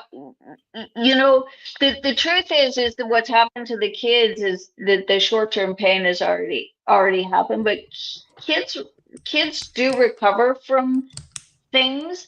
I wonder if some of the psychological therapies and intervention they're getting isn't making things worse. Yes, so now I do agree with you. I think the best thing that people can do is bring their kids home and parent them, and period. And even if they're not the greatest parents in the world, they are better parents than the public school system, and they have more of a vested interest in how their kids turn out than the school system, right? Yes. And the quicker we can pull our kids out of university for bullshit things, I'm not saying there's not right things. Like if you're going to school to become a nurse or an engineer, that makes sense. If you're taking a degree in English, you could just read books with a library card, and become really smart that way. I do agree with you. Move away from experts. Something I've been really lamenting too around after I thought about the expert things is, so I have chickens now. And we've taught whole breeds of chickens how to no longer give a shit about their offspring. It's the strangest thing. They don't even care. And I wonder if that's what we've done with people, is that we've undermined all instinct that humans have for their offspring and replaced it with self-help books and psychology and school systems. And even people that are homeschooling, they're like, I read 30 books on how to never say no to my kid and always support them and blah, blah, blah. And it's like, well, you know what I rely on? 100,000 years of evolution that says I give a shit whether my kid lives or not, that you want best for your kids. And so I think we need to go back to that gut instinct. We need to play upon that 100,000 years of strength and resilience in that story and move away from all systems. Well, one thing you're systems. mentioning is going back to instinct and going back to natural behavior, which I think you discuss a lot with David when you talk about transhumanism. And they're trying to deprive us of our own natural behavior. Yeah. Instinct. Yeah. Gut feeling. Like I think it's Payman who said that, David who said that. Street, what was the expression you used? Street wisdom. Street wisdom, exactly. Street wisdom. I think this is so beautiful with the small baby. You don't need psychology to tell you how to be a human. It's rewritten our drive of who we are. And when you look at the replication crisis in the humanities, you can see that a lot of what they have fed us isn't working or hasn't worked, but we No. keep going back to it as though it's going to solve the human condition. And so I make room for us to take it back with our own families. And I think again, this is, we can lament about the rights that we lost. It's clear that the rule of law is dead. It's clear that our That's government is dead. It's clear that the internet is dead and getting information that way. So what do we have left? Well, we have 100,000 years of us. We have that story of fortifying and overcoming, of strength and revolution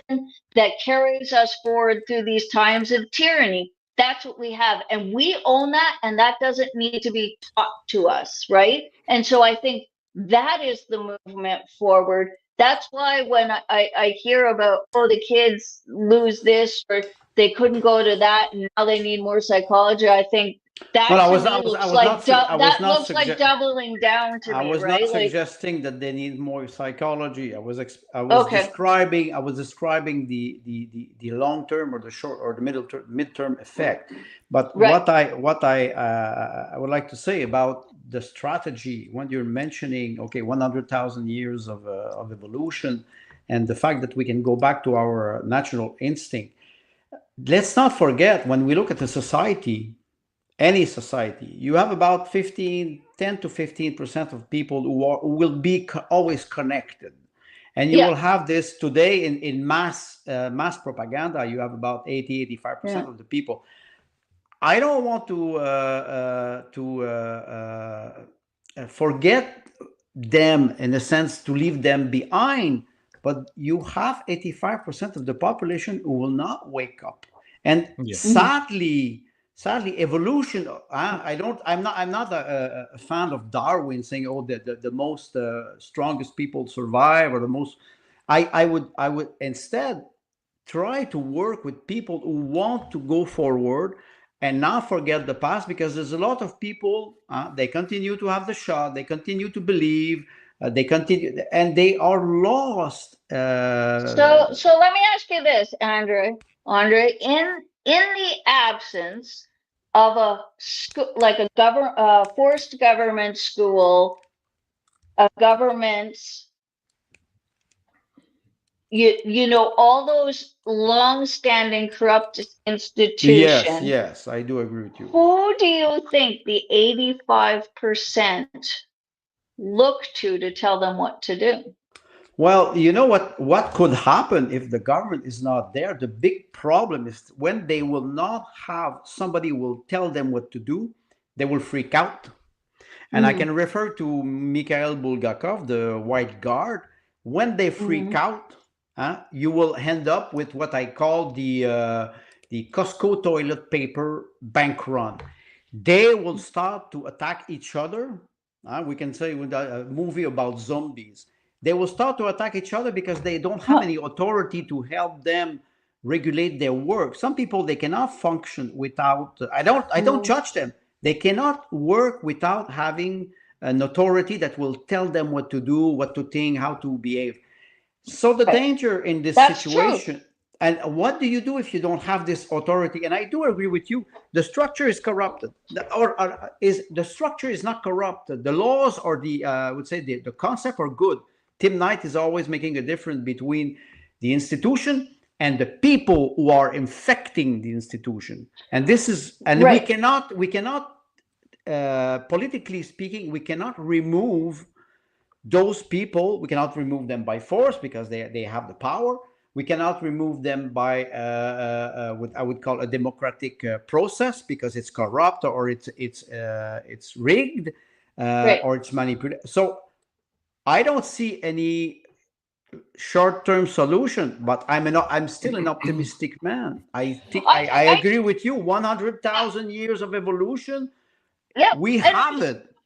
I just think that institutions don't have to be the leaders. I think eventually, I think you're right. Those people will fight because they're low-class people and they'll fight for the social standing or social value within those groups. But also, I also watch nature and I watch ourselves and I look at our history, and I think that there's people who aren't swayed by propaganda or marketing, and they will come out as natural leaders, and there will be leaders. There just won't be institutional leaders, right? Yes. And people will fall behind that. And I think that I think But it's pretty clear, and David and I talk about this, that this was a huge sign that civilization is collapsing, right? Like the Western civilization is collapsing. yes, So I yes, it don't is. think putting our faith in these pretty recent systems of corrupt institutions I'm is just going to laughing be because I great. have to tell you something when you're finished. I have to tell you something, but go ahead. Oh, what happened? Did I do something wrong? No. But I have a thought that came to my mind. It just made me laugh out loud. The thought that I just came to my mind. But I had a white pill moment. Someone gave me a white pill. Oh, good. I love pills. But when you mention this, Limina, and I do agree with you when you talk about leadership, and when we started the conversation, we were talking about activism and the political party. What happened, and I saw the phenomenon with the People's Party on a national basis, and the Conservative Party in Quebec. It was the same thing. In 2022, that was the provincial election in Quebec. In 2021, the Conservative Party of Quebec was rising in the poll, and they were able to gather membership, 60,000 people in 6 months. They had more members than all the political party in Quebec. And they rose in the poll. In 2022, the election arrived. They did not win any seats. They start to drop, and they lost 30,000 members in 4 months because people were very disappointed. The People's Party had this activist movement, like a protestation movement, gather a lot of energy, and then they could not migrate to a more political structure that would be strong. I don't say they don't have good policies, but they lack strategy. And the movement started to fade.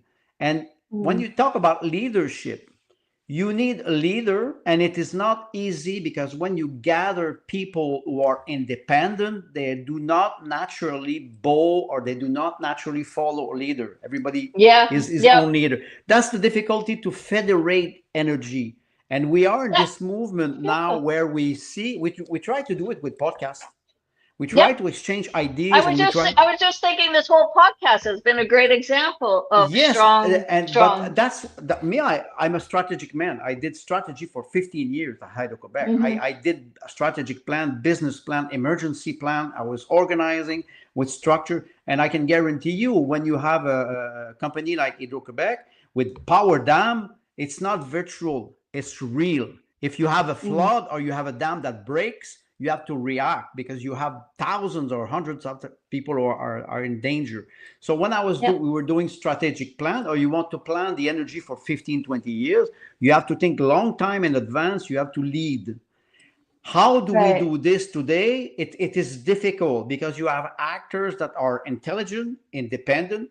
They have critical thinking. That's good. But how do you federate that? That's difficult. That's not easy, especially when the institutions are lacking I think we're two different types of thinkers saying the same thing. So I'm going to say this. The geese are on their way back, right? You see them in the sky. And you watch these huge flocks. That looks like dinner. They're beautiful. Yeah, they are. And then you watch how they're flying, and you can see that back goose come up and take the front, and then the other one, and then they're in a few different V's, and then here they go.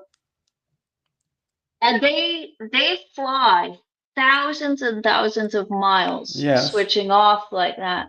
And I'll tell you what, analogy. They don't write out a strategic fucking plan.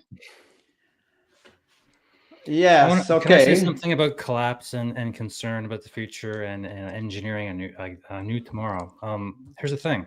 I was talking to Fabian Omar from Brazil. He's an emergency preparedness expert, and he's a great thinker on a great grand scale about a lot of things going on in the world and from history also.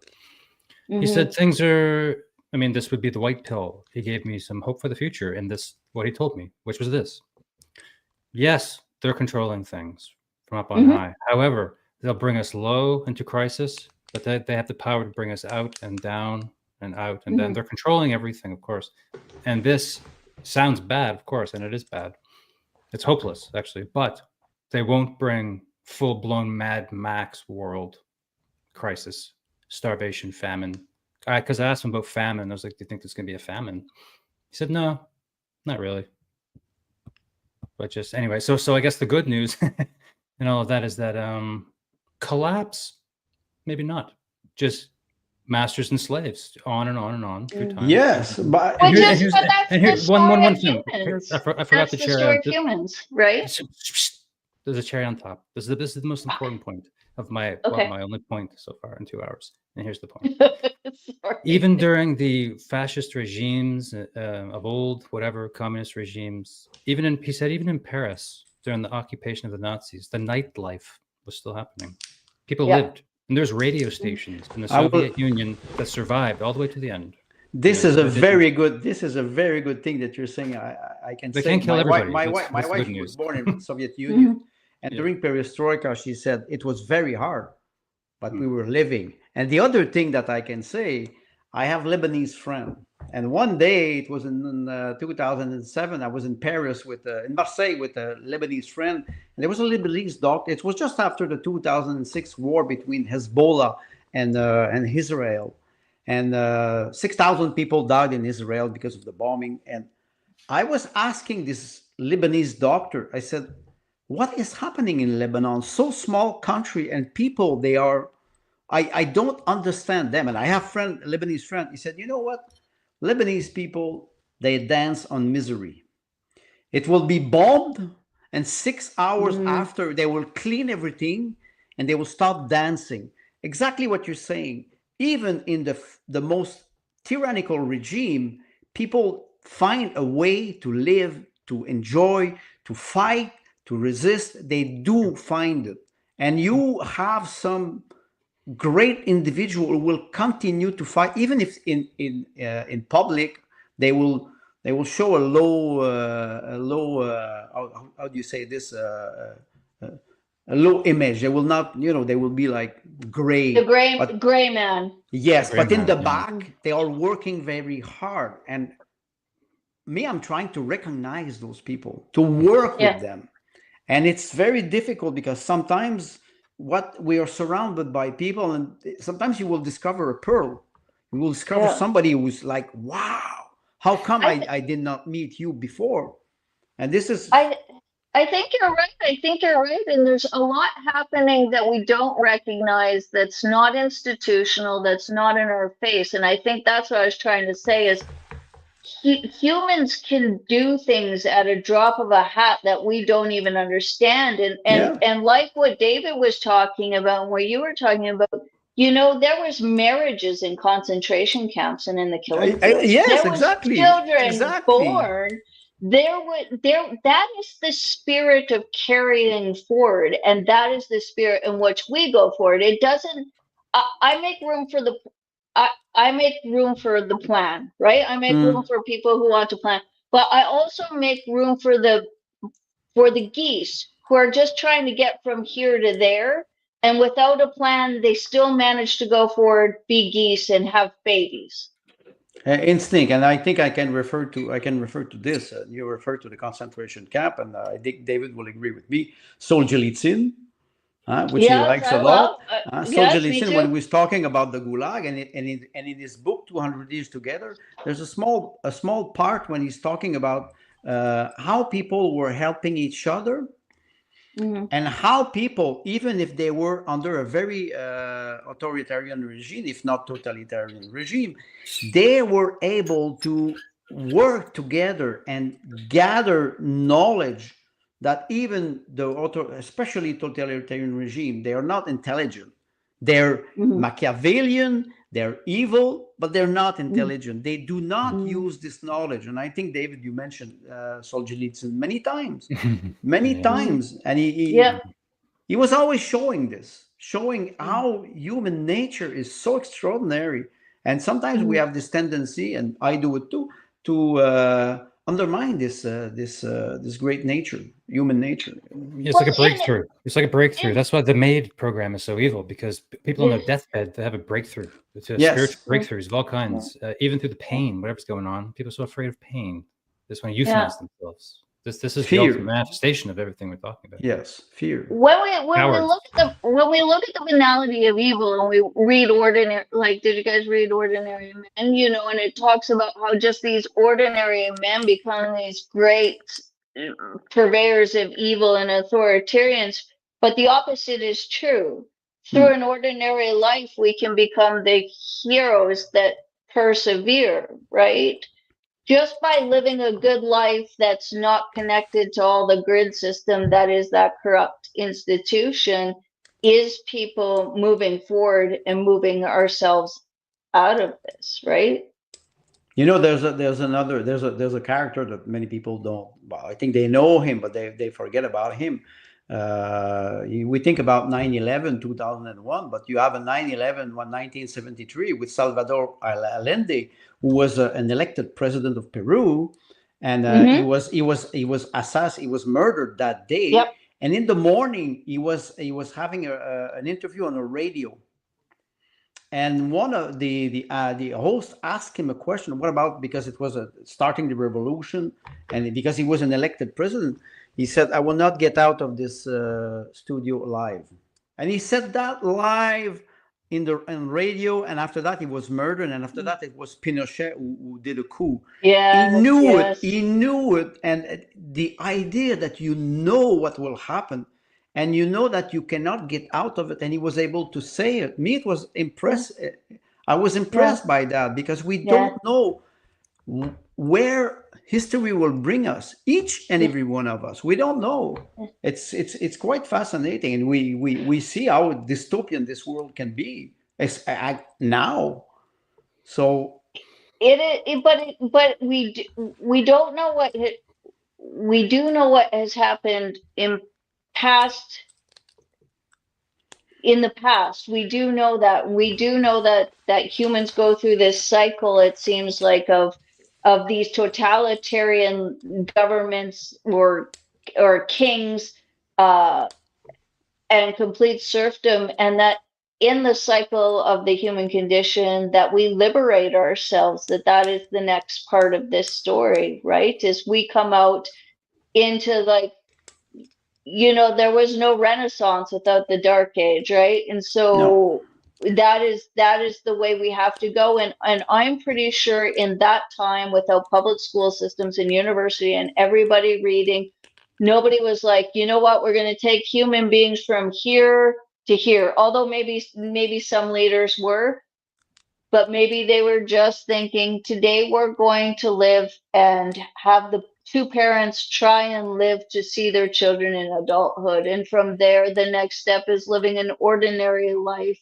And those kids that made it from adulthood try to teach their kids to read, or try to not starve twice in their lifetime or whatever. I think it's just living out the human condition, hopefully and disconnecting from these institutions that have shown themselves. I mean, that's the thing about COVID, is it was bad. That's a high opening. I do agree with you. It's better to look in the face of evil. It's better to look at the wolf than the wolf in sheep's clothing. Yes, you're right. Let me read two sentences from this thing I sort of found the other day, and it just looked so interesting. It's called "The Manifesto of the Liberated Emergent Being," and there's a cool photo here. Wow! And it's a poem. It's a long. I'm not going to read it all, but you can see how long. It's short, actually. Can you read part of it? I'm going to read part of it right now. There we go. We are not waiting to be led.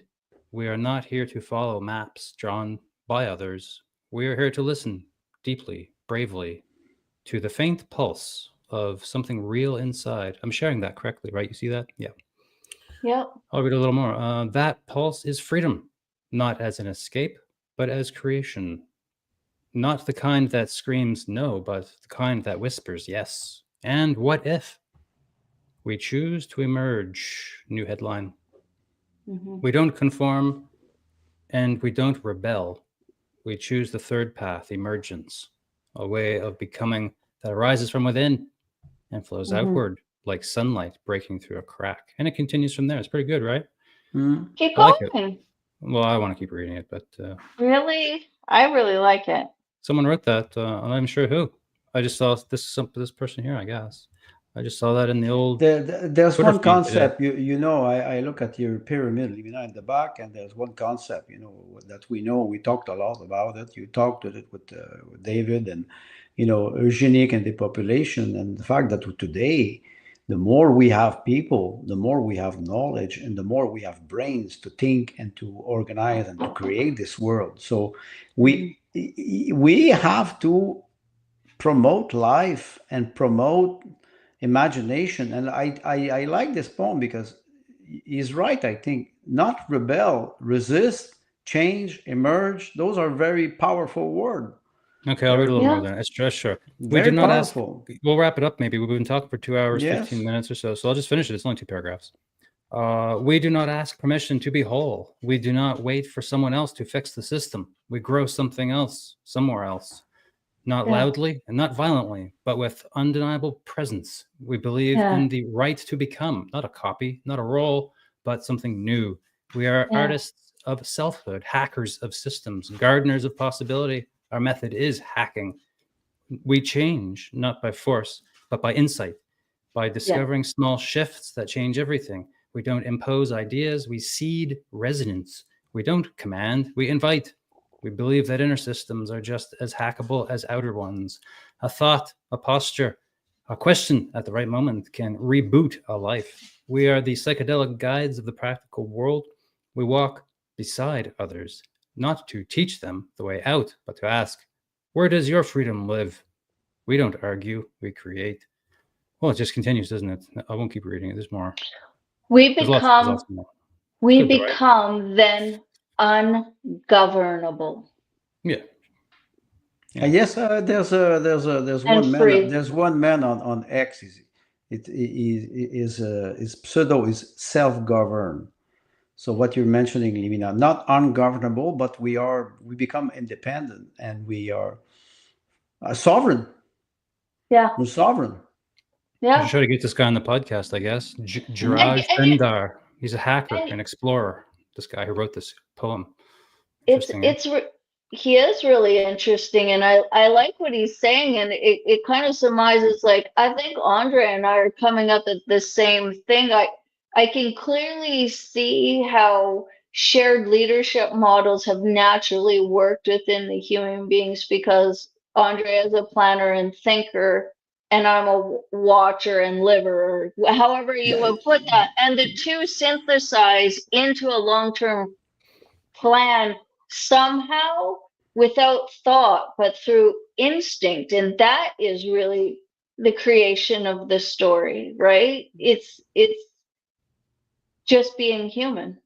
Just being human. And like you mentioned, I like the metaphor of the goose, because the goose, they do not ask. I love them. When I see them in spring, honestly, I cry every time they pass over my house. Dude, I live on a freaking lake. I live on a lake. You should have a law. You must have a law. 25 of them land all at once. Yeah. And it's so loud, and we run outside and it's like, oh my God. But like awesome. you know what? You would miss them. I told my wife, it's been 17 years that I live here near a river.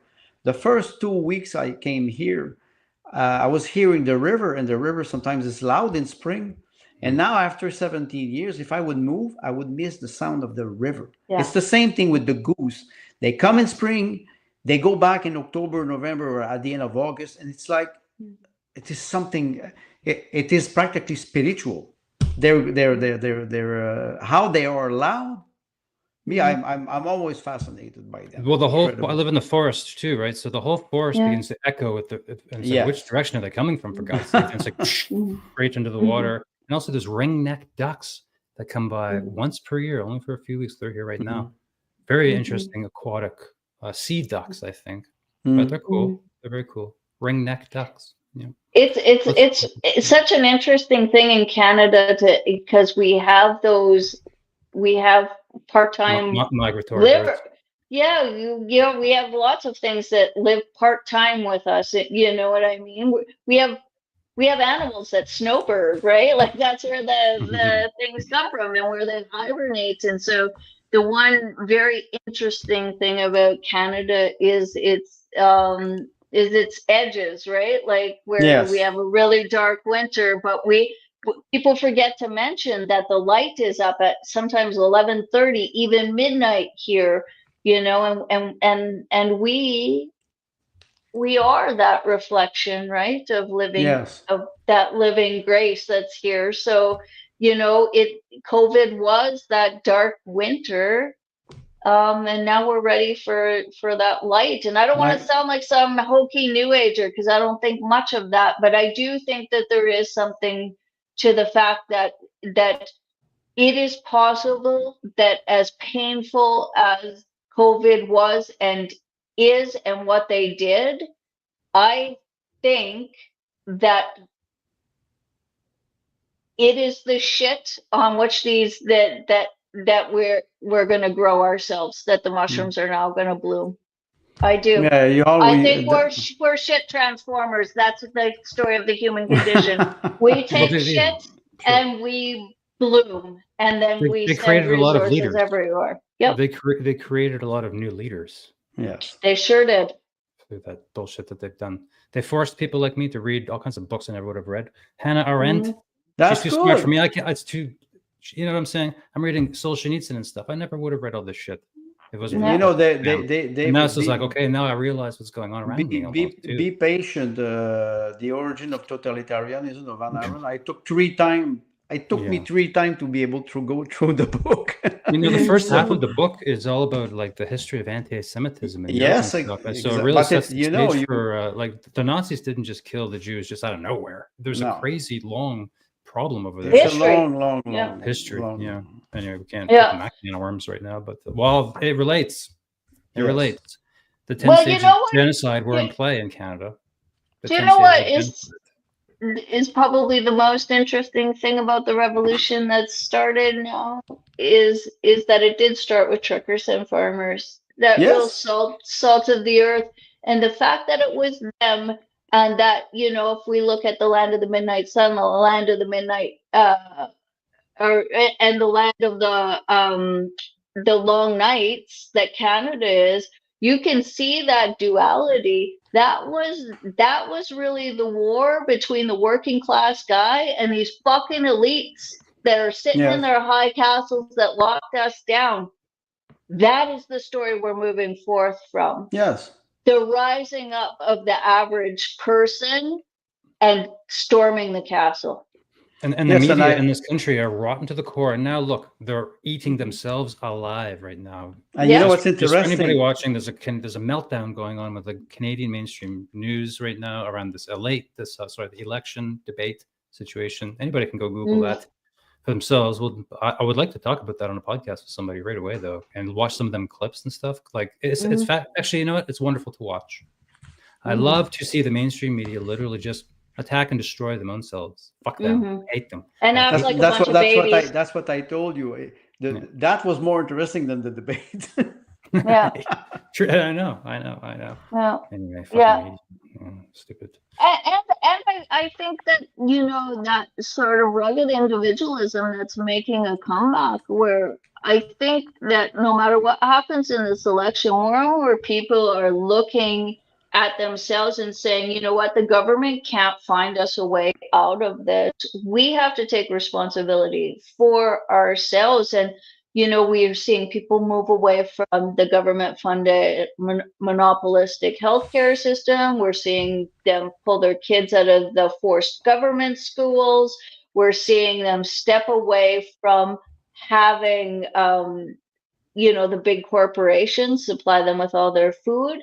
All of these things are positive. If all those things made weak, victimized people who can't hear words or provide anything from themselves, then the opposite, as painful as it's going to be to make that switch, is going to start producing self-reliant, rugged individuals, and that can't be bad. Yes, I agree with that. Although there's a counterbalance to that about the extremely indoctrinated people running around still with COVID eyes behind the masks. You know, they're still they'd be running the gulags, for God's sakes. Those types of people. Well, they'll be stuck in their house when the government falls, and none of us are willing to go feed them. So that's maybe they've what we made will their talk own one high day. castle, right? They've made their own high castle, and so the part of the thing that I reflect on going forward is so now what? As we rebuild broken bonds or walk away from bonds, knowing that the government and that we're still in some sort of civilization free fall, we have to start making a choices of alliances. And that's what I would think, Andre, maybe me and you could have a conversation on, although I think we actually, as much as we argued, agreed on everything. So that's kind of strange. But that's a good sign. That's a good sign. Yeah. My husband would just say, I just like to argue.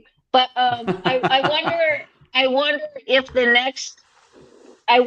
what I'm saying, you're looking at strategy and I'm thinking of alliances. Is that the next step? Yes, and maybe like you said, you know, if we rely on our history, our instinct, our imagination, we can structure it and make it more valuable for people. And that's maybe that's why I would like to go. I could go back to what you were saying, David, about you know, a war between classes, or you know, the elite that is disconnected and the people.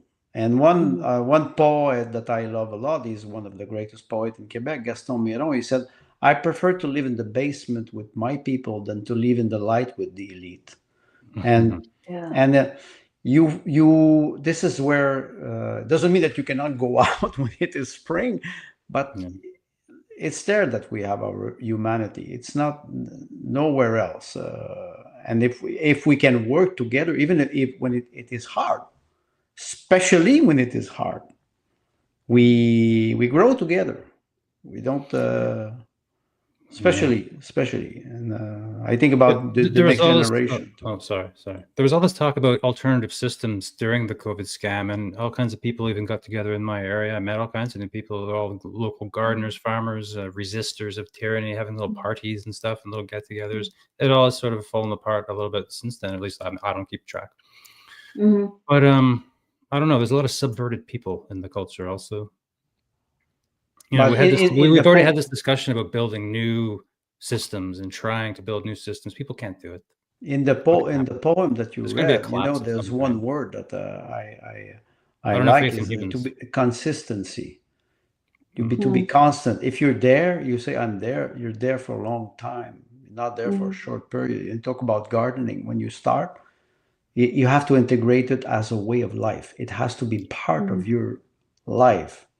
Not just outside activity because there's a crisis, and after the crisis is gone, if you do not integrate it in your life, gardening, self-sustained way of life, taking care of your health, it has to be. Else the problem comes back. So I agree with you, Andre, and I like what David said there too about the creation of these systems. And I heard a lot about parallel systems too, and I thought, why? Then it's just another system we're attached to, like leeches, that is a bureaucracy, just a bureaucracy that excludes different people or puts the power in people that, if they're not corrupt, will be corrupt at the end of it, right? Eventually, yes.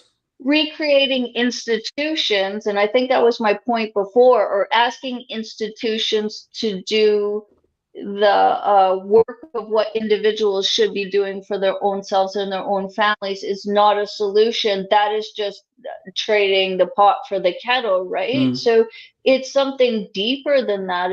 And that's, I guess, that's why I'm saying, let's not play on the last 100 years of this system and reconstitute it in a different way.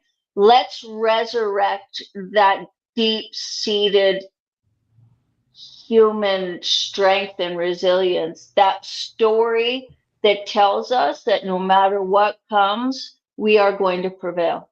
The word resurrect is very accurate today. Yeah. I mean, it is interesting to me how many people over COVID became religious in one way or another. Yes, became or rediscovered what they maybe that Yeah. what they lost. Yeah. Yeah, Yeah. I was thinking about the religious, also the Christians in particular in Canada, and I was thinking that I developed a lot of respect and admiration for Christians and Christianity Yeah, and the me too. institution of religion during all of this, because I almost think that we would be in camps by now or already Most probably. exterminated if it wasn't for maybe religious communities about being a strong, powerful group network, established. With a common, I don't know, understanding of reality, for Christ's sakes. We talked about absurdity ever so briefly, and absurdity is a huge part of confusing people and controlling them. To create absurdity, like the very first clip I played, the very first second of this podcast, this clip, they talked about breakthrough cases. Yeah. Right? We believed that the vaccine was going to keep you safe, and also you're not allowed on an airplane or in a restaurant if you don't have it, because you will not be safe. So then they changed the propaganda to breakthrough cases not long after. Oh, we're hearing rumors of breakthrough cases. What can you tell us tonight, Steve? And they're on the news talking about it. Like, oh, yeah. That's mostly the unvaccinated with this breakthrough talk. Or people with one dose. People with one dose. Then they said, no, it's people with 2 doses who are immunocompromised. Don't worry. Breakthrough case. It's random. It's rare. It's nothing. Now, it doesn't even fucking do anything. Is the new normal reality of this vaccine. It does not do anything. But you should keep getting it. But you should keep getting it. It doesn't do anything. We know it doesn't do anything, but you should keep getting it. So that's interesting. These dirty fuckers are allowed on airplanes. Oh my goodness! Now spreading the diseases all over the place, killing granny, right? And this is all a connection. The breakthrough cases. It leads to the immunization term being changed. There's no immunity to nothing with this. Well, effective. I think it's effective. Effective at what? You see, you can use this expression, this word. You mean immunity? I would say. What about diplomatic immunity? Yeah. So it's interesting to me where we go next, because if you look at the numbers of who got the jab, it's fallen. And there's a lot of, and I talk to a lot of people about this, there's a lot of jabber's remorse, I'll call it. I had one, couldn't do it. I had 2. I often ask people what changed your mind, and most people say I stopped watching the news or I switched what I watched, right? So that's really interesting to hear. But now I hear and I see, so going forward, I'd be interested in this question is there's resentment. There's resentment all around people who did nothing, who didn't do fake passports because of moral, who didn't get the jab, lost jobs, who stood their ground in every way. And now the jabbers regret. So they did the 2 to keep their job, to have their kids in hockey or whatever, and now regret getting there's also it. There's also chest pain regrets too going on. I know on boots on the ground report, there's nurses running around in this hospital out here that are terrified. They live alone, and then they're having heart pain and worried about myocarditis is killing them. That kills people in 10 years. And turbo cancers. But what do you do? What do we do with them? Do you trust them? Do you go forward? Are they allowed to pretend to be warriors or heroes as though, they're the same of people who dissented the whole time? It's like, when I look forward with strategy but now they don't. Now they have regret. Now we're supposed to trust them that they won't do it again. They'll do it again. Those are the alliances and the strategy I'm unclear with going forward. Those human relationships that were broken that could come back together, but it's hard to trust a coward. Well, there's what I call the leap of faith. I have a small anecdote. It's an atheist is going hiking, and he falls from a cliff, and he catches a branch, and he's handed over the abyss, and the branch is about to break, and he's an atheist, and he's invoking God, please save my life, and God appears to him and says, oh God, I will believe in you for the rest of my life, save my life. And God said, if you really want to believe in me, let go the branch. So, why I say this is because, Limina, trusting people who betrayed us. I would trust them again, but with a safety net.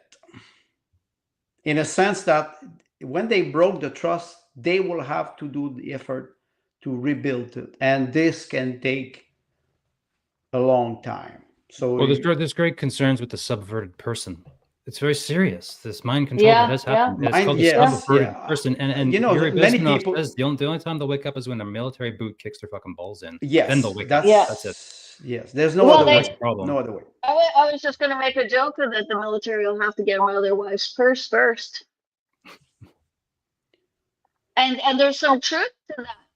There was a lot of men whose wives said, I like this big house I have. You are going to get that fucking job. And so there's a lot of things that need to be brought up within relationships, and going back to traditional, I don't even know if traditional, but some sort of relationship value where you care about the person so much that you don't want them to give up their bodily autonomy for a house, you know, some sort of reverence back for the human in front of you that you love and care for. Mm. Yes. Well, you know, we gotta wrap this up. I think I gotta go. Long discussion. You're the boss. You're the boss. This podcast went in unexpected directions. You know, COVID, but totally relevant.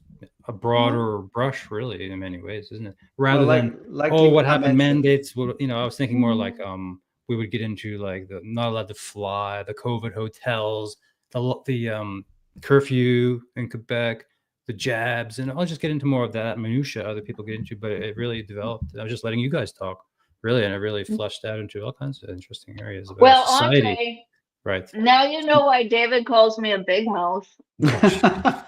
But what I think what David, you know, the topic is part 2 COVID mandate, but like Limina mentioned, I think that was the basis of the discussion, because this triggered a weakness for many people, and I think that's the positive outcome of it. We will never go back to to those dark age. Maybe we have dark age in advance in front of us. I don't know, but in the back, we got out of it, and I think a lot of people will join the movement. Maybe it will be a movement. I think so too, and I think there's conversation in our side, if there is a side, Andre. The fact that we can have like full out debates and talk about things tells me that we're people who want to think about it. Like, we're people that aren't going, oh, we're going to just reinvent a parallel system, another bullshit bureaucracy of a nanny state, but just made for these certain people, right? So that tells me that we're ready to have some more evolved conversations that really take a look at, is this thing really what I thought it is? Is it really as useful as I thought it was? Is there a different way to do it? Is there a more ancestral way? And I'm not one of those people too that like the ancient way is the best way, and we've got to go back to, you know, this idea that was never real. But I do think there is some real value on having debates about what was, what is, and what we've been sucked into, right? You know, and I think that can only come through conversation. Yeah. Okay. Well, there you go. Perfect. I think that's a good ender. We're gonna go out with a little music. Andre, Limina, I wish you a good day, and thanks for coming on the podcast today. It was a pleasure. It was a pleasure to talk with you, Limina and David. Thanks a lot for the invitation. Let's continue this, Andre. Yes, we will. Adios. Have a great day.